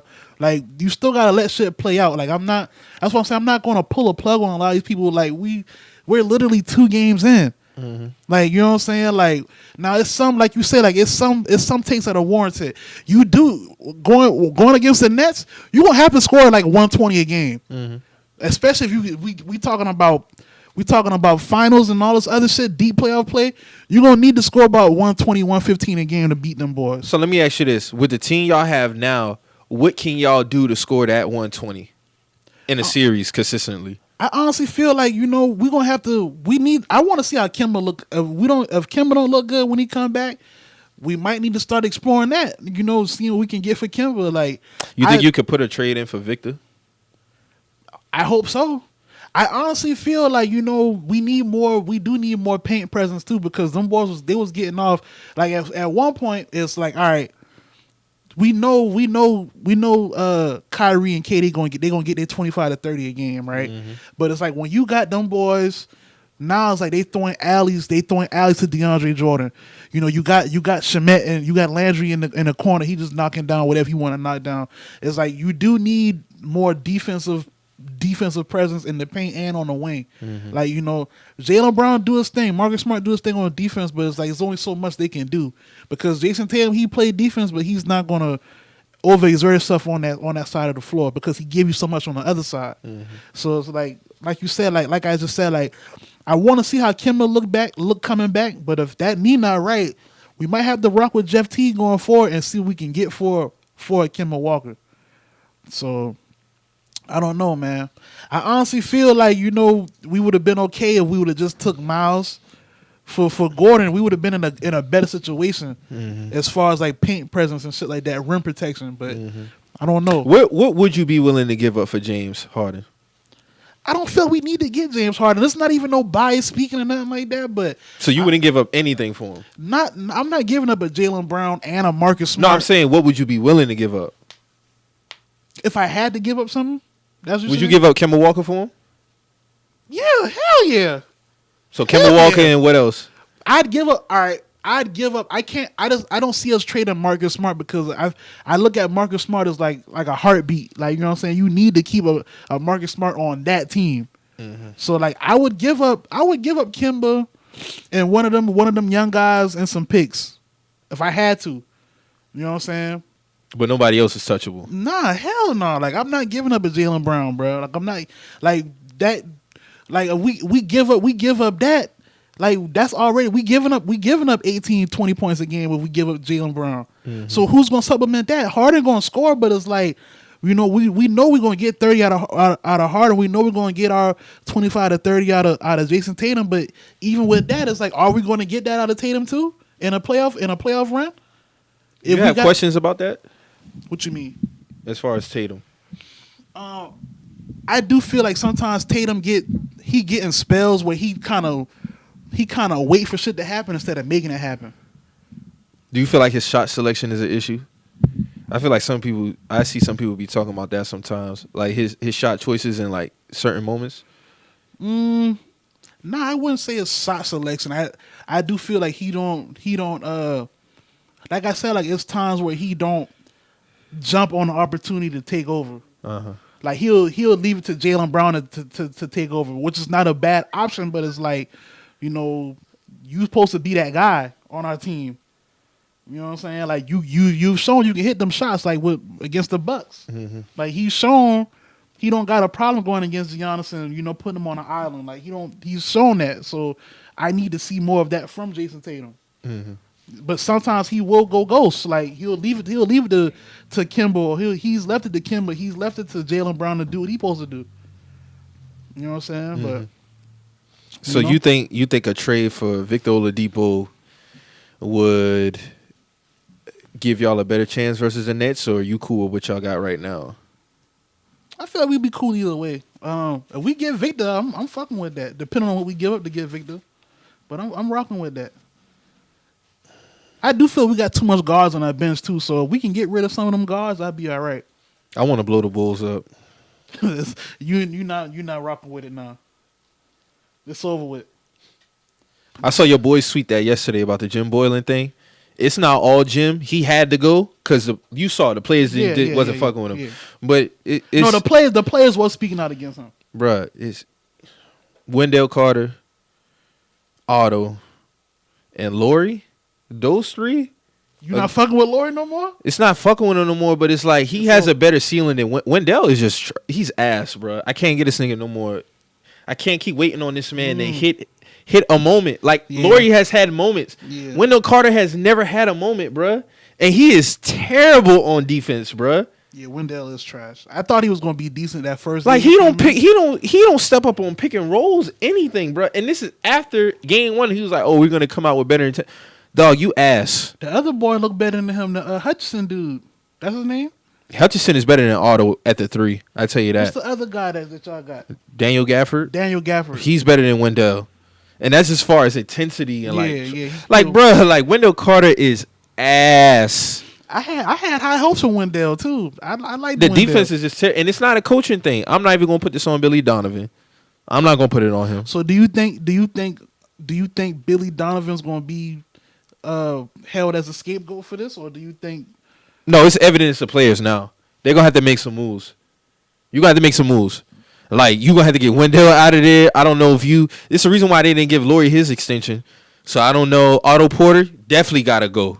But some shit gotta like I wouldn't even be mad if Zach LaVine demanding a trade, bruh. Yeah, it's getting to that point. It's getting to that point for Zach. Like he don't deserve that shit. Yeah, y'all wasting a lot of his prime right now. No, real like, talk. No, that's just being real. Like I wouldn't be mad if Zach LaVine was like, bro, just trade me. Cause this shit is ridiculous, man. This shit don't even make no sense, bro. And I know it's 2 games, but this is an ongoing thing from last. It's transitioning it's over. transition, like, You know what I'm saying? Like Like no pickup. Like I know, man, Mike. Man, it's gonna be a long season for them boys, man. man, fuck it, man. Fuck them boys, man.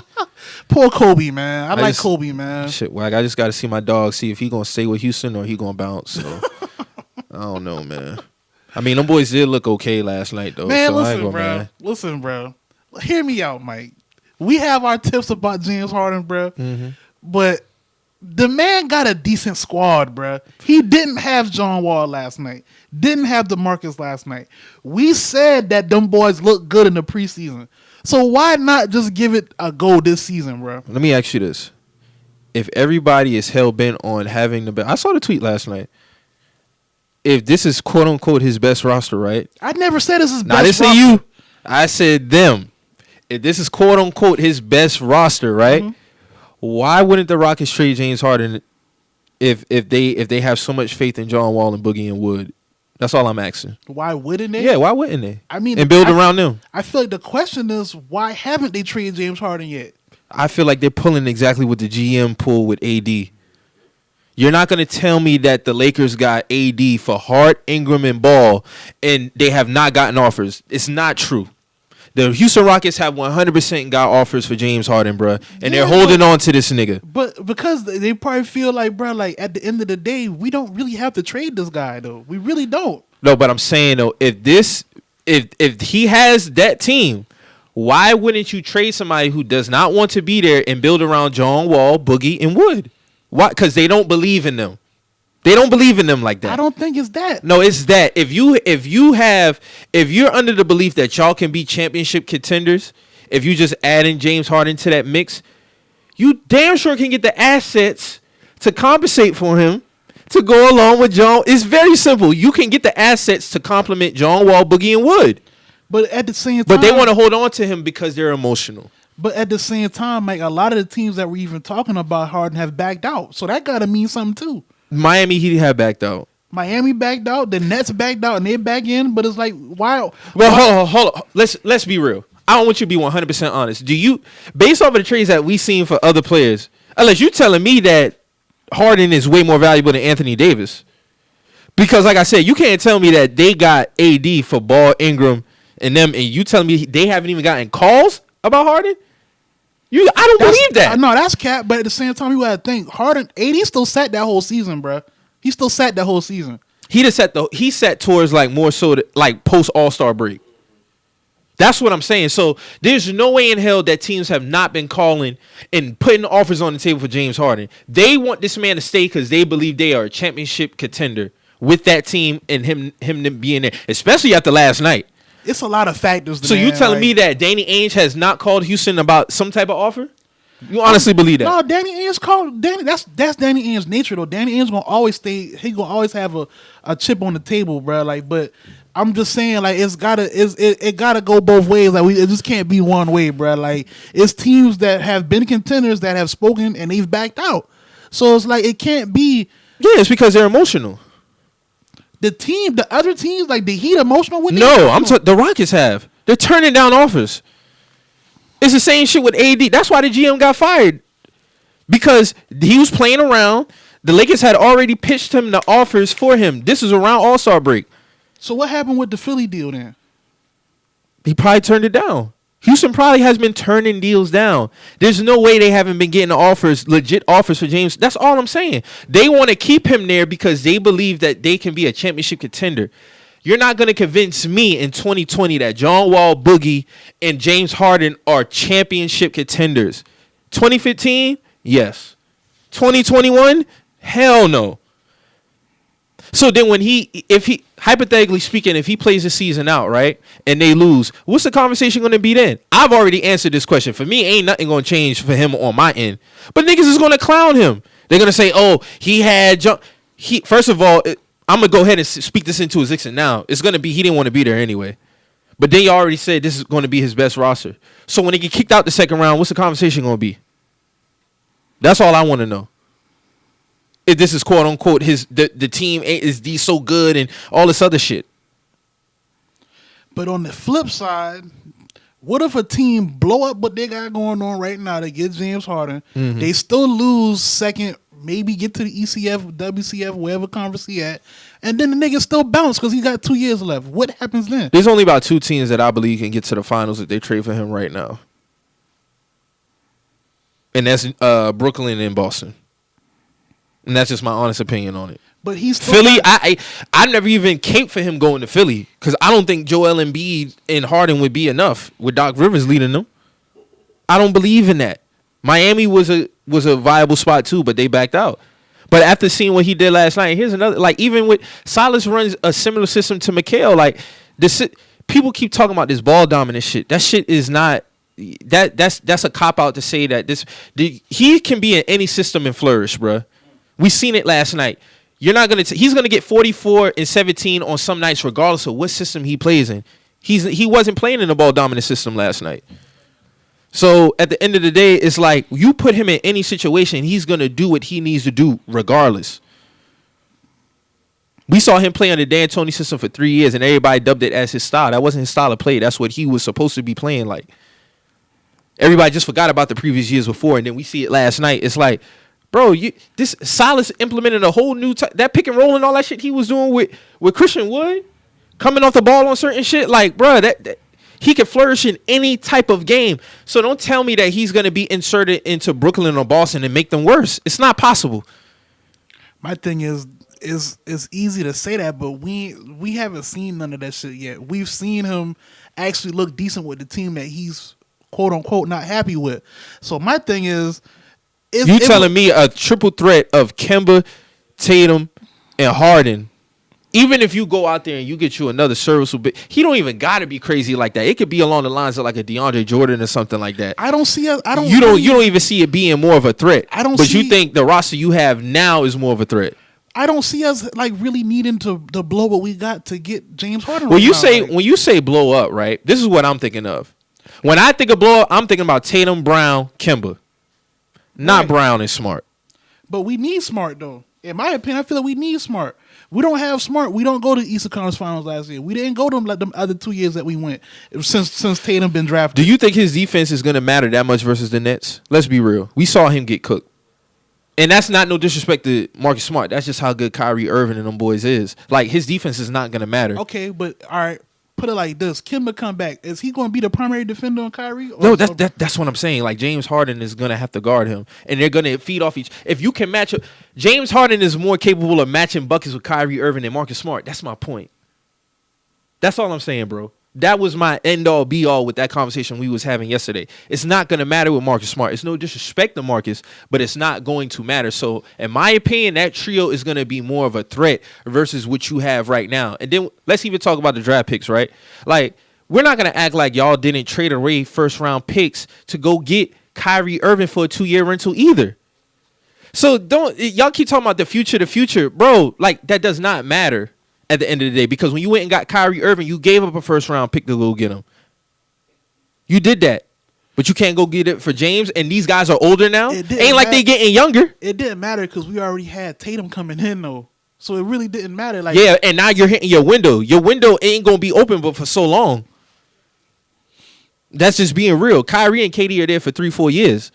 So if you, and like I said, if you want to do that, that's fine, but you got to be realistic. Danny Ainge ain't on the terms of being fine. He wants to actually like get this shit pumping and rolling. So I don't think you blowing up, quote unquote, your team to go get this man. Like, it's just not, especially when he's capable of doing what we saw him do last night. So you do that. If he's able to do that with Christian Wood, bruh, there's no way impossible you're going to tell me that he can't do that with Kemba and Tatum. 17 assists, and let's not act like James don't always be on the outcuts of 10 assists per season. Like, he averages 8 to 9 assists every year. And that's like, that was another thing in terms of being ball dominant. Like, I never understood, like, this nigga don't average, like, he's the only player that averaged 30 and 11 too. 30 points and 11 assists. So if you put him along with Tatum and Kemba, with him able to put up 30 points a game and get 8, 9, and 10 assists, then spark some games for 45 plus, like, come on, man. Like, because when you go up in a 7-game series against the Nets, Tatum has way more flexibility to do what he do with James on the floor. Kemba has way more flexibility to do what he do on the floor. That's all I'm saying. They're not going to be able to just key in on Jason Tatum. You damn sure ain't double teaming nobody. There's no way the Nets can double team James Harden with Jason Tatum and Kemba on the floor. So you have more of a shot. And then at that point, it's just Imano. Whoever wins, wins. But y'all getting smoked right now with that roster you got against the Nets. I'm just being real. I can't say that. Y'all bro. getting smoked. I give y'all 5 games. I can't really say that, bro. I was saying, bro, like this 2 games in, like I can't really say. I feel you on that. That's what I'm saying. I feel like, you on just, that. But if just we being going off that, the Nuggets not doing shit, because they 0-2 right now. The Nuggets, you think the Nuggets not gonna turn it around? I think the Like, Nuggets are it's- going to the Western Conference Finals. And that's what I'm they saying. played the Clippers. They and owe- they who 0-2 were their though. first 2 games? They played the Clippers and they played who else? No, they didn't play the Lakers. They played I forgot who they played the first game. Now I will say this though, I feel like Luka not gonna really be that good this year. I feel like, well, KP is so whack for leaving this man hanging, bruh. Like KP he's a joke. You don't think he really hurt like that? I ain't saying that, but dog, play a game. We never really got to see Luka and KP really flourish like that He did together, leave that bruh. man hanging in the playoffs. Though. That's what I'm saying, bruh. Like at the end of the day, but I mean, that's how I look at it with Boston's situation. They saying Trae Young might fuck around being MVP candidate this year. Nah. He could. He looks real good. You don't think so, Drew? Nah. I think the MVP shit is just bullshit to me, truly. Like I think LeBron 9 times out of 10 should win it. I agree. You can't say that. I mean, Yeah. I think But I Giannis could get. I don't think they'll give it to Giannis because he hasn't got to the finals. But there's no reason why he shouldn't get it 3 years in a row if he continues to have the same seasons he's had.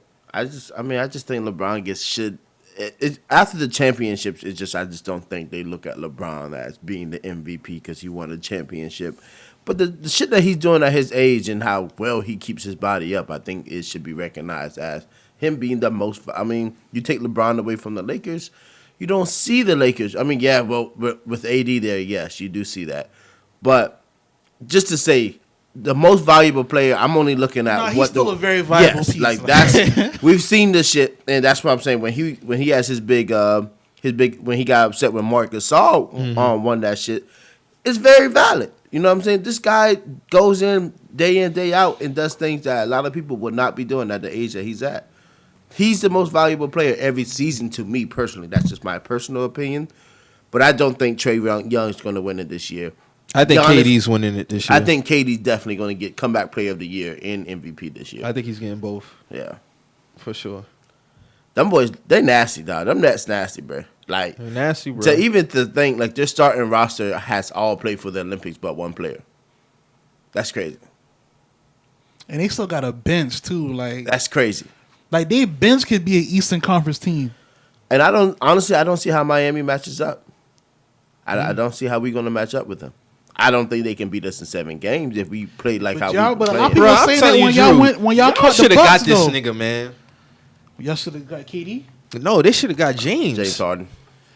So you think they should have gave up Hero? I would have gave up. Bro, I Hero. would have gave up Hero and Dunn and some picks. You keep Yeah. Duncan Robinson. You keep one of the 2. All I'm saying is you didn't have to give up all 3. Yeah, you I'm keep one of the 2. And I'm always going to bring it back to the AD trade. So Because who backed out of that out of those talks? Miami. Because they wasn't trying to give up shit. They wasn't trying to go for what they wanted too much. And I get it. I mean, you got an all-star cap. I mean, he put up 44, 15 last night, 17. 17. You know what I'm saying? Like, that's crazy. I understand what you're giving. But they wanted Drew, Jimmy. they being on some hoe shit, bro. That's all it is. They Dog, being some hoes, man. 100%. They wanted being Jimmy Butler. hoes. They wanted Jimmy Butler. They wanted Tyler Hero and Duncan Robinson in picks for Harden. Get the fuck out of here. What? Come on, What's Mo, left? you can't defend that shit, bro. You cannot defend that. They being Is some hoes. is that a real like Oh, God. proposition? They said Brooklyn Nets. He wanted Kyrie or KD and some picks. I get that. No, I get that. No, I get But that. they're just reaching as fuck, man. They reaching like a they're motherfucker, like, bruh. That shit is crazy. So the Rockets bro. not wrong for not wanting KD or Kyrie. I get it. Hell, I get it. I bruh. get that. I get that part. When has that ever been a thing to like if you want to trade somebody to a team that you're going to take the other piece that person is going to be with? That has never been a thing. A star for a star. That don't make sense. Come on, dog. Come on, man. It's never been. We never seen no trades like that. We Unless- never seen no trades like that. Unless it's 2K. You only see that shit on video Come games. on, bro. man. Like in the position, why would Brooklyn do that if they in prime position to win a title? You're not gonna give up one of their 2 big pieces. You're never gonna do that. Like, I feel Drew on that. How the hell you gonna come out your mouth and even ask me for Jimmy Butler? That's what we want to build around. Like, come on, you sound stupid. They being some hoes with this shit, Are bro. y'all building around Jimmy Butler or y'all building around Bam? Come on, man. That's an honest question. Bam got. You said what? Are y'all building around Butler or are y'all building around Bam and Hero them boys, the young guns? No, He's the leader, man. He's the a leader, franchise yes. player. But if y'all got Harden would have been deemed the leader. So He would have been the best player, but Jimmy would have been like the vocal guy. You need like that. his energy for them. All right, for Miami's culture, we need Jimmy Butler. We need Bam. That's how I feel about Marcus Smart. Like, we need a Marcus Smart on our team. Like, yeah, we probably gonna get cooked against Kyrie, but for our culture right now, he's Mr. Everything for us.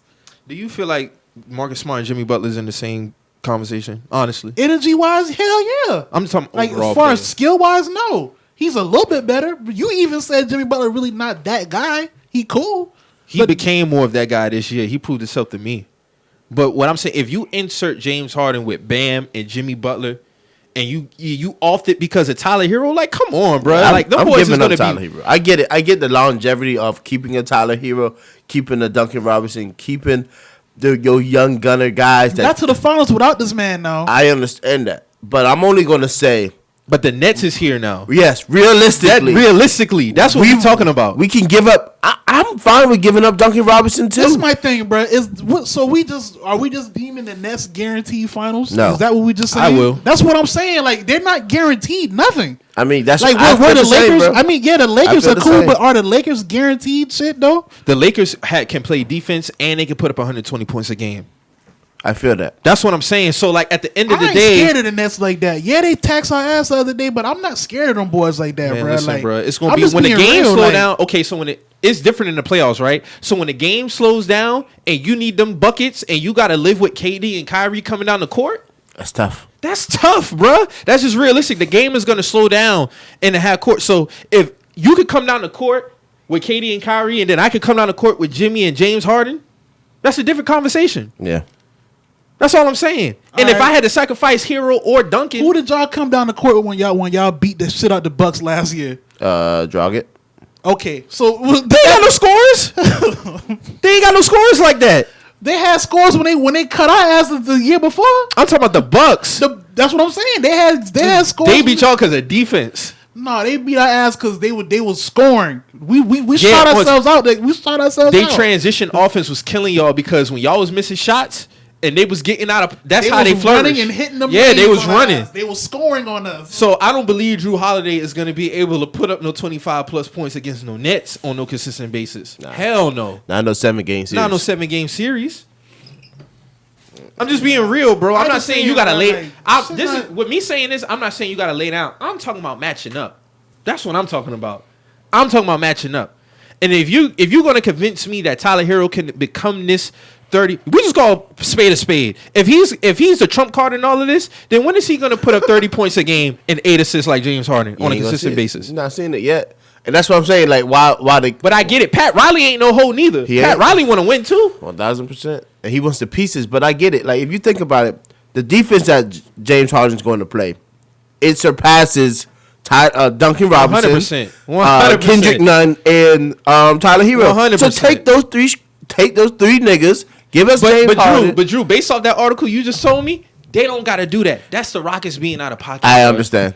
That's them being out. How the hell you going to even ask me for Jimmy Butler, bro? That was crazy. And honestly, yeah, that's just wild. But if you even look at the pieces that they Pelicans gave up for AD. You look; those are the same caliber players I just said: Duncan Robinson, Tyler Hero, and Kendrick Nunn. Yeah, and we talking about AD. Come on, bro. Hold Come on, on, now, man. Brandon Ingram like that now. And that's what I get that. But if you're going to talk about longevity, these are young guys, not even 21 years of age. They have plenty of years ahead of them. Duncan Robinson, Kendrick Nunn, and Tyler Hero with John Wall, Boogie, and Christian Wood. Nasty squad.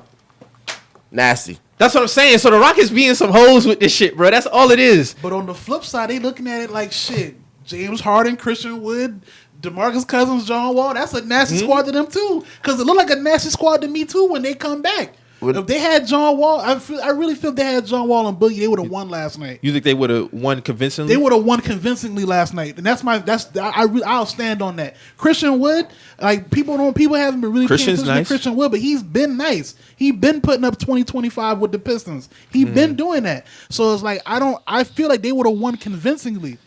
You know what I'm saying? Like that's all I'm saying, bro. Like I got you. You gotta look at it from both. A lot of people looking at it like, well, shit. Do we really have to trade James Harden, bro? Like we know what we want for him, but are we going to get that and give him like with the team that we have now? Like they actually not a bad team on paper. So it's like, what are we really rushing to trade him for? Because he not happy. They probably feel like this. Is not me saying. They probably feel like we've done enough for him. He need to figure this shit out. That's how they probably feel too. Bro, that's not fair though, bro. Because we don't do that for no other player. And this is similar. We don't. When teams force it, when you asked yesterday who else has done that, I gave you 4 players that did the exact same thing, and they let them go. 80 still was there though. 80 still was there. 80 didn't get traded to. Paul George did the same thing. What you mean? Paul George didn't leave till off season. No, he didn't. He forced a trade. He was under contract. No, I'm talking about OKC. He forced a trade out of Indiana and OKC. We seen this, so we can't continue to move the goalposts, and we seen this shit. I'm not putting Paul George and James Harden on the same level. It don't matter though. But he was still able to force a trade. So if Paul George can force a trade, why the fuck James can't? Because at the same especially time, if they're not on the same level. But at the same time, they probably feel like I said, do we have to trade this nigga given the team that he got right now? We really don't have to, bro. We can't salute. We can't salute player empowerment. Then on the same time too, be saluting the team for holding the player who don't want to be there, bro. That's not fair, bro. I'm not saluting nobody. But I am saying in this, like this shit is situational, and I do see where they probably can be like, well, damn, do we have to trade him right now? Given the team, we feel that we got a chance to win with this group. I can see them feeling like that and feeling reluctant to trade him. I'm not saying I'm against player empowerment. I fuck with that shit. Mm-hmm. I'm a LeBron fan. Like LeBron do the fuck he want to do. Like, and I salute that shit all the time. Like I'm fucking with player empowerment. But so, let me ask you this: so he would feel if he was to sit out. How would you feel about that? That's him if he wants. I didn't clown 80 when he sat out. I don't clown nobody for sitting out. Because I don't feel like he got to prove nothing to nobody. His resume speaks for itself. If Harden came up tomorrow and be like, I'm not playing until they trade me and do something with me, I'm not clowning him for that. I only clown you when if you still going to court. If you going to court, that's you saying I'm gonna play. Mm-hmm. If you say I'm gonna sit out because I'm not agreeing with how the team handling me, mm-hmm. Cool. Mm-hmm. I'm not gonna clown him for that. And that's what I'm saying too, because it's like we seen him take. I saw somebody say James Harden is a walking 50 team by himself on any roster, and that's just some real shit. And I seen him do that with a roster that was way worse than what he got on paper right now. So at the end of the day, if he's just gonna be a walking 50 team with a second round exit, you be doing him a disservice at that point, because we're talking about somebody who's 31 years old and wants a ring. Who's still pretty much in his prime. You know what I'm saying? Like, he's still in his prime, very much so. But I would have just loved to see him in a different situation. I feel like Miami would have been a good situation. Y'all would be a good situation. And Brooklyn damn sure would be a great situation. That's 3 rings right there, minimum, if he's in Brooklyn. I don't care what no nigga say talking about, oh, he gonna take away. No, he's not. You don't get into a situation like that and you become, oh, I'm a dribble for 20 seconds and pass. No, you're not gonna do that. You're not gonna do that. But if they want to do that, just based off of what Drew told me about what they asked in that trade, that lets me know how they handling this shit. Because I know for a fact they've been getting offers. They just been asking for some bullshit. They probably been asking for Jason Tatum.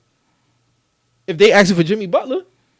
No, they asked for Jason Tatum. I can see Danny Ainge just hanging up the phone. Yeah, like you get off my line with this shit, bro. Like y'all out your fucking mind.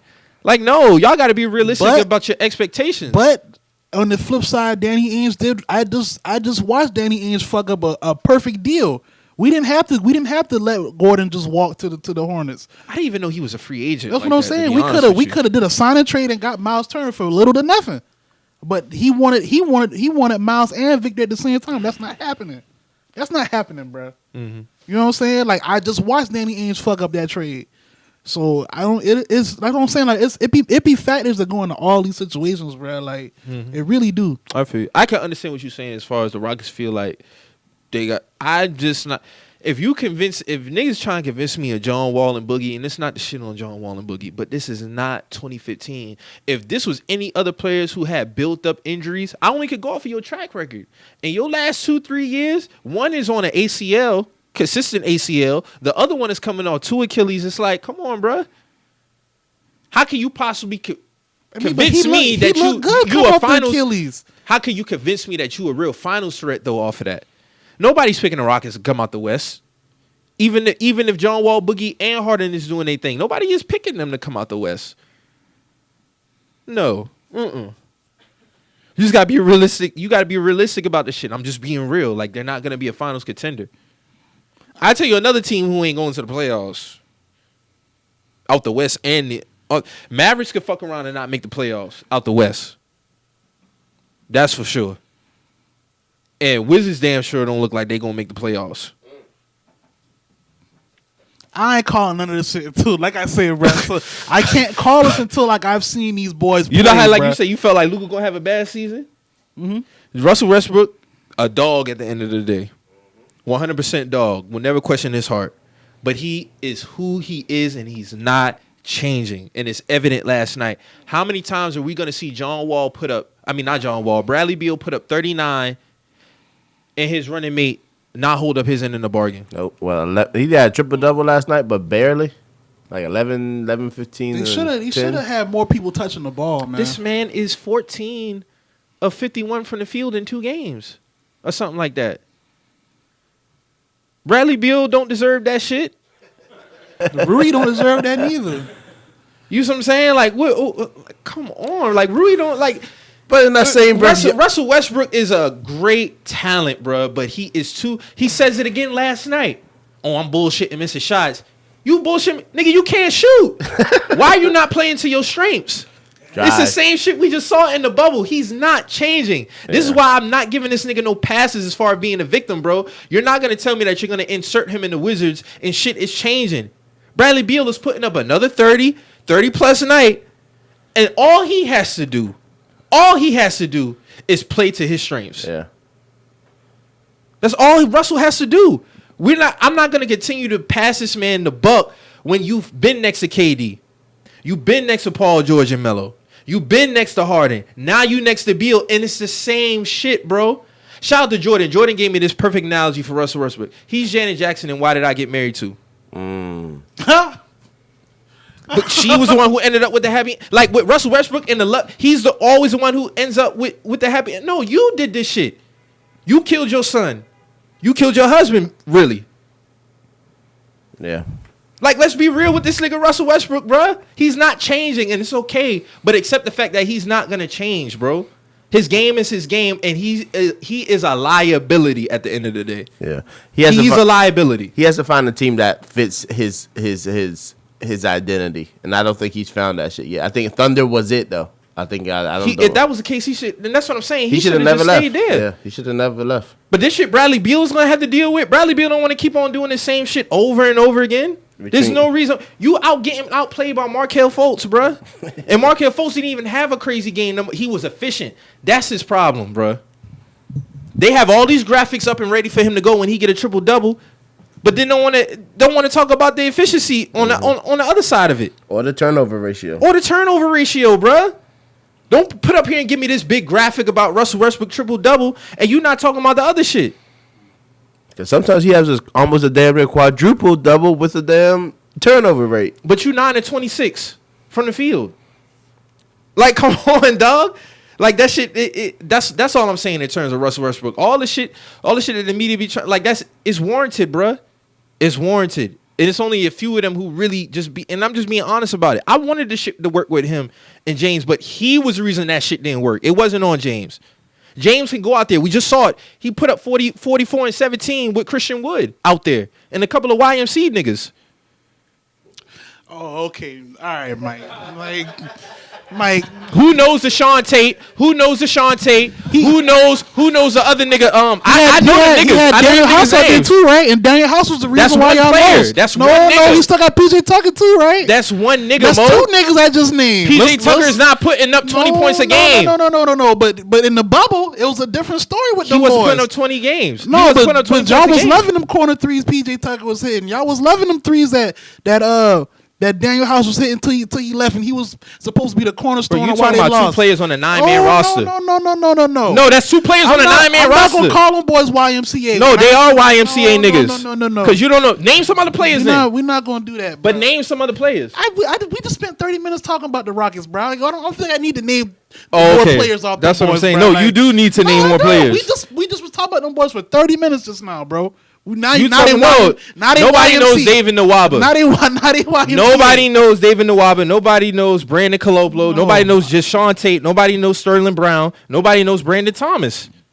Those are the niggas who logged over 15 minutes last night. With all that, they was still a turnover from James Harden away from winning the game without John Wall and without Cousins, right? Facts. Why are we talking about? All right, why are we still talking about James Harden scoring 44 and losing? But we ain't talking about John Morant scoring 44 and still losing. This is what I be talking about, bro. Like it's the same. It be like if niggas pick and choose who they want to get a props to. What are you bro. talking about? Like I just said the night that he dropped 44 and 9. I said John Morant dropped 44 we ain't and 9. talking about John Nobody Morant talking about this whole time. We were talking about basketball, bro. It's the same thing. Because It's the we was same talking thing. about the big trade talks, my nigga. Like that's all I'm saying, bro. It's the same thing, We bro. talking about the same. It's the same. All I'm saying is at the end of the day, we seen what this nigga do, and I don't see. Honestly, bro, that nigga needs to be in Boston with y'all. Bradley Beal. I take Bradley Beal. That nigga needs to get away from Russell Westbrook as quick as possible. And that's just being 100% real. You put Bradley Beal in Boston, we having a different conversation. But in the same breath, y'all, Giannis ain't making these fucking free throws. This nigga blew the game. Game 1? I'm just going to throw that shit out there. Unless that shit turns around, I'm not worried about Milwaukee coming out that East. I'm just not. I'm not worried about. You think if y'all catch them again, y'all smacking them again? Yes, sir.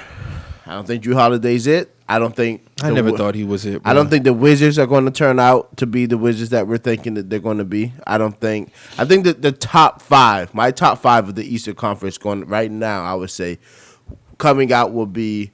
Not saying like it's going to miss the playoffs or shit like that. I don't think Milwaukee's not going to make it to the playoffs. I just don't think they're going to produce. But my top 5 right now, Brooklyn, and this is not in the order. Brooklyn, Boston, Miami, Milwaukee, and no cap, this might be crazy, but Orlando look good.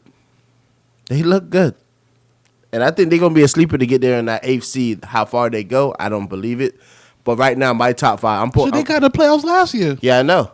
But I think they're going to sneak in there. I don't know how Eric Gordon's really going to work with Cole Anthony. Cole Anthony's a nice player so far, though. I'm liking what I'm seeing from him. But they smacked our ass game 1. You know what I'm saying? And that's Orlando, though. Orlando always beats Miami for whatever fucking reason.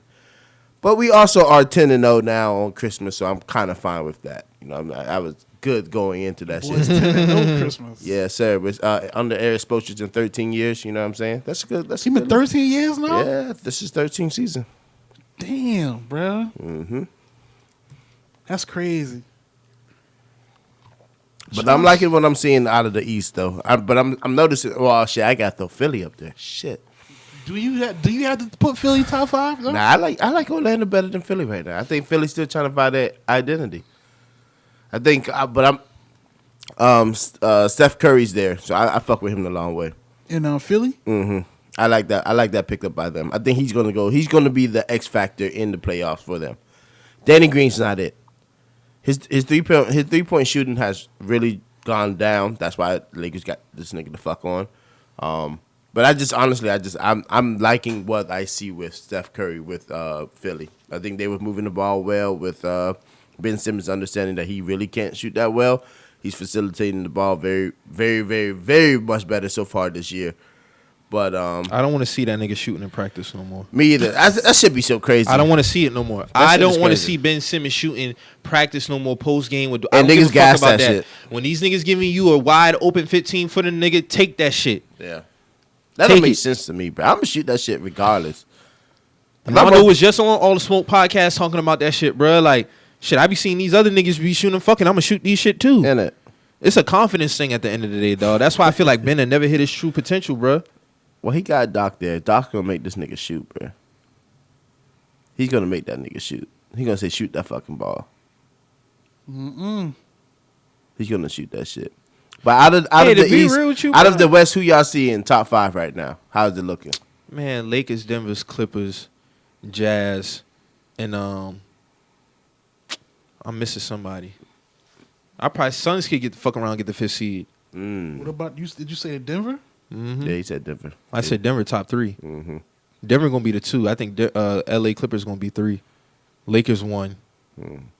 4 Utah. And then 5 probably Phoenix. Houston 6, 7. Yeah. And that's just being real, bro. That's just like I have to. I gotta see it, and I'm just not a fan of how they handling the situation. But if he gotta be there for the whole 72 game season, that's just my honest assessment on that whole situation. Yeah. Because I promise you, the moment some shit happen, and I'm going off of your track record, and you more inclined to get hurt, then it's gonna be like, damn, I probably should have sat out. That's how I'm looking at the situation, because this motherfucker get hurt, I'm gonna have to carry these niggas to another playoff exit, bro. And nigga gonna keep doing that shit. And I'm still in my prime. I done been here. I done gave y'all 8, 9 years.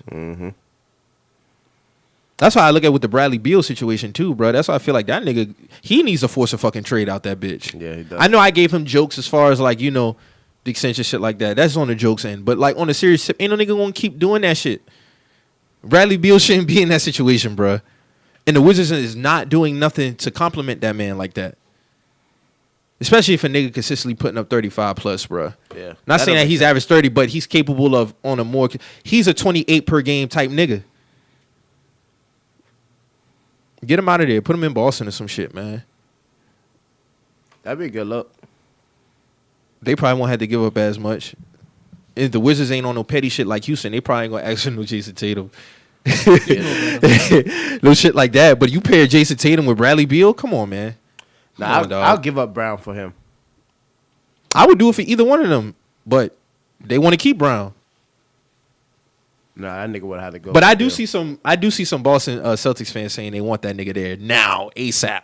Who, Beal? No, James. Like, Danny, get on the phone, get that shit done. I don't like that look though. Oh, and I already see like niggas talk about Beal need help. Already. I saw it last night. That's what I'm saying. 2 games. No, but that bullshit is accurate though. That bullshit is accurate, bruh. Oh, y'all? Yes. Oh, yeah. Yes. Yeah. I don't give a fuck if it's 2 games. Y'all don't look like y'all No. inspired at all. Like, No, that shit is it's accurate. It's not the coach's time because Billy Donovan not a bad coach. Not at all. This is more so on the players. Even if you get Zach LaVine out, you put Zach LaVine in Boston, they could be a bigger threat. I like him in Miami. Zach would be a good fit in Miami. I like to see that. Him and Jimmy Butler and Bam, that'd be real nice. I like high flyers in Miami, man. Like I I just noticed love that because shit. Jerry Jones Jr. had a couple of high flies in Portland last night. Yeah. That nigga. God. KZ can get up there too. I ain't mad at. I like our rookie that we got from Memphis. I like him. I'm not. I did not want to see him go. Talking about Precious, Yeah, he nice too though. he is. I mean, he's a He's younger from that- James Jones. Yeah, he's from. He kind of. Nigga get up there now. He low key look like the way he move. He kind of remind me of Bam low key. He gets up and down the court. And which what I said last year. I said that's exactly what we need. We need a big man who can complement Bam and can get up and down the court. Zion, he been lacking. That nigga be moving up the court like Shaq, bro. That shit be pissing me off, bro. Like, get up the fucking court, Oh, you bro. gotta think Zion be the only Zion one be that- playing like He's a linebacker, 280, bruh. nigga. I get it, bro. He He's but he the 280. He the I get only it. banger. Like besides him, who else banging on the Pelicans? And that's why he needs to get the fuck up the court. Because Lonzo's ready to throw that shit. If he's down there, he's throwing that shit up. Nobody's going to be in the way, bro. If 280's coming at you, you moving.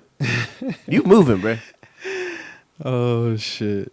If 280's in the air, I'm ducking. I'm like, you know that shit now. Especially when you're up in the air. Yeah. That shit going to look bad, bro. Shit, wow. Drew, what y'all got going on? What the Colts got going on today, man? Well, right now, we 7 and the 7-0 against Pittsburgh. Y'all already know what I'm clinched a saying? playoff spot yet or no? Yeah, we got the wild card. We're tied right now with Tennessee. It just kind of plays out. Did We got y'all this. clinch? Did y'all clinch a playoff berth? Yeah, we're there. Oh, okay. We need this win today, and we need to beat Jacksonville. I need Tennessee to lose because I want that number 1 in the division. No Boy, cap. Tua got benched last night, boy. As he should. Tua got benched. Ryan Fitzpatrick. With the fist magic. With the I hate fist that magic. shit, bro. Get the fuck out of that shit. Why? I don't know what type of. I don't know what that safety was doing on that defense, bruh. That shit was wild. You got 3 safeties back there. Why are you even moving to the middle? Why? You keep that outside assignment, bruh. Nasty, man. He got player of the year so far with that. Miami gonna make the playoffs, bruh. Yeah, they are. All they got to do is win out. And I don't think the Bills is really gonna go that hard week 17. To be honest with They you, probably bench Allen at least. I doubt it. No, I cap. Bills already clinched. hell yeah, they clinched the division. clinched, Oh, okay. Last week? Last week they clinched the division when y'all lost and they won. The Colts is a sneaky 11-3. What's y'all record? 11-4. Y'all a sneaky 11-4 out this bitch. We got to That's win crazy. today, and we got Jacksonville left. So, and that's a must. We have Jacksonville beat us week 1. Shout out to niggas who teams winning, man. Yeah, shout out to y'all, man. The AFC is packed like a motherfucker, dog. The AFC is packed, and it's only one bye. Yeah. The Steelers lost 3 straight. Hey, man, you gotta have a real conversation about them USC receivers, man. Talking about Juju. Hey, Who else? keep on dancing, nigga. Keep on dancing. That's I mean, else? the AB telling any lies? Hey, they don't want to I give. mean, we gave AB hell for when he said it, but I mean, he's not really a true number 1 like that, bruh. He's not. But I never believed in USC receivers. Ain't none of them ever been elite, ever, not one. Keyshawn wasn't elite. No, never. Shout out to Warren Sapp. Warren Sapp even said it, but he ain't had to say that for me to be a believer. He was just average. He was never special. Nah, you right. That was my guy though, but you right. He was never special. How you the number 1 overall pick at 96 and T.O. lapped you? Let's talk about it. T.O. was a 3rd round pick that same year, and he outlasted you. Matter of fact, he hit his peak in his 30s. You was damn near out the league by the time you was 30. But you was the number 1 overall pick. USC though. USC. That's tough. Dwayne Jarrett, Kerry Colbert, Nelson Aguilar, Juju Smith-Schuster, Keyshawn Johnson. I know it's a couple other USC guys that I'm probably Steve Smith. Used to play for the Giants. Ain't none of them guys ever been special, man. It just is what it is. They don't produce wide receivers like that. I would never make Juju Smith-Schuster number 1, and it's been evident over the season, bro. Like They did all that Chase better dancing. than him though. He did Chase all that Claypool? dancing last week. Facts. and went, Chase what? better than him. he got a higher ceiling than him too. He was 3 catches, 15 yards last week after Come on, that man. crackback. Come on, bro. And you dancing on the logo. See, that's what I'm Stop. talking about, bro. Like some shit got it. You are not Terrell Owens putting the football on the Dallas Star, bro. You not like that. All for TikTok likes. Come on, man. You not like that. Shit, real life. When bro. T.O. put that star in the middle of that Dallas, Shit he got was real. like that. He just scored. Yeah. You doing this pregame and you not even scoring. Yeah. And when you get the ball, these niggas are. Oh, my God. They're ready for Hey, penalties. that Bengals shit ain't the first time now. This been happening in the last 3-4 weeks. Washington, too. Yep. Well, they 3-0. Hopefully 4-0. You know what I'm saying? Excuse me, 0-4, 0-3. They about to be 0-4 since Yes, starting sir. 11-0, bro. Let's go. Most fraudulent winning team of all time, man. And Shout Tom out- Brady's still out here doing the damn thing. Shout That out Mike boy went Tomlin off. though. I ain't gonna clown Brown, man. They just got to avoid the Saints in the playoffs because for some reason the Saints been smacking their ass all year. Niggas trying to clown us because we ain't made the playoffs this year. And Y'all been they in trying playoffs to like make 20 straight years. They trying to make it like, well, Brady first year he in the playoffs and Belichick first year without he missing the playoffs. But it's like, bro, did y'all watch? They both still great, man. They both still great, and y'all Yeah. obviously didn't watch us play this year. Like, He's done great for what they had to deal with. Y'all Yeah, had like 10 like- players call out for COVID and they- then injuries. That's all defense too. So it's like we lost like 5 to 6 defensive starters just from from the COVID shit off top. Like they was Yeah. like, we're not even going. The first week y'all had the option to opt out. They opt out. Yeah, they called out immediately. They was like, nah, fuck that. We taking that $300K, dog. We not playing. We're not even gonna play. So then that. Oh, that's what they was gonna get if they opted out. They'll just get them Yeah, $300,000. that was for the league, the whole league. Whole like league? if you chose to not play for COVID reasons, They'll just cut they'll cut you 300K, a little check for 300K. So we coming off that. Who was Cam throwing to besides Jacoby? They trash, bro. Like, and it's easy to say, well, figure it out. We just had Tom Brady doing it, but you can't do that for every situation. You can't do that for every Tom situation. was in the same situation, and look what happened. The receivers is just who they not are. like They that. ass. That's why we lost last year. Exactly. Yeah, that's facts. That's why y'all lost last year. That's why For we real. lost last year. We started, and we seen Tom Brady do nothing with, but those things really was nothing, no, bro. there's nothing, bro. There's nothing, bro. It's not Deion Branch days no more, bro. Like, Deion is better than any receiver on that roster, bro.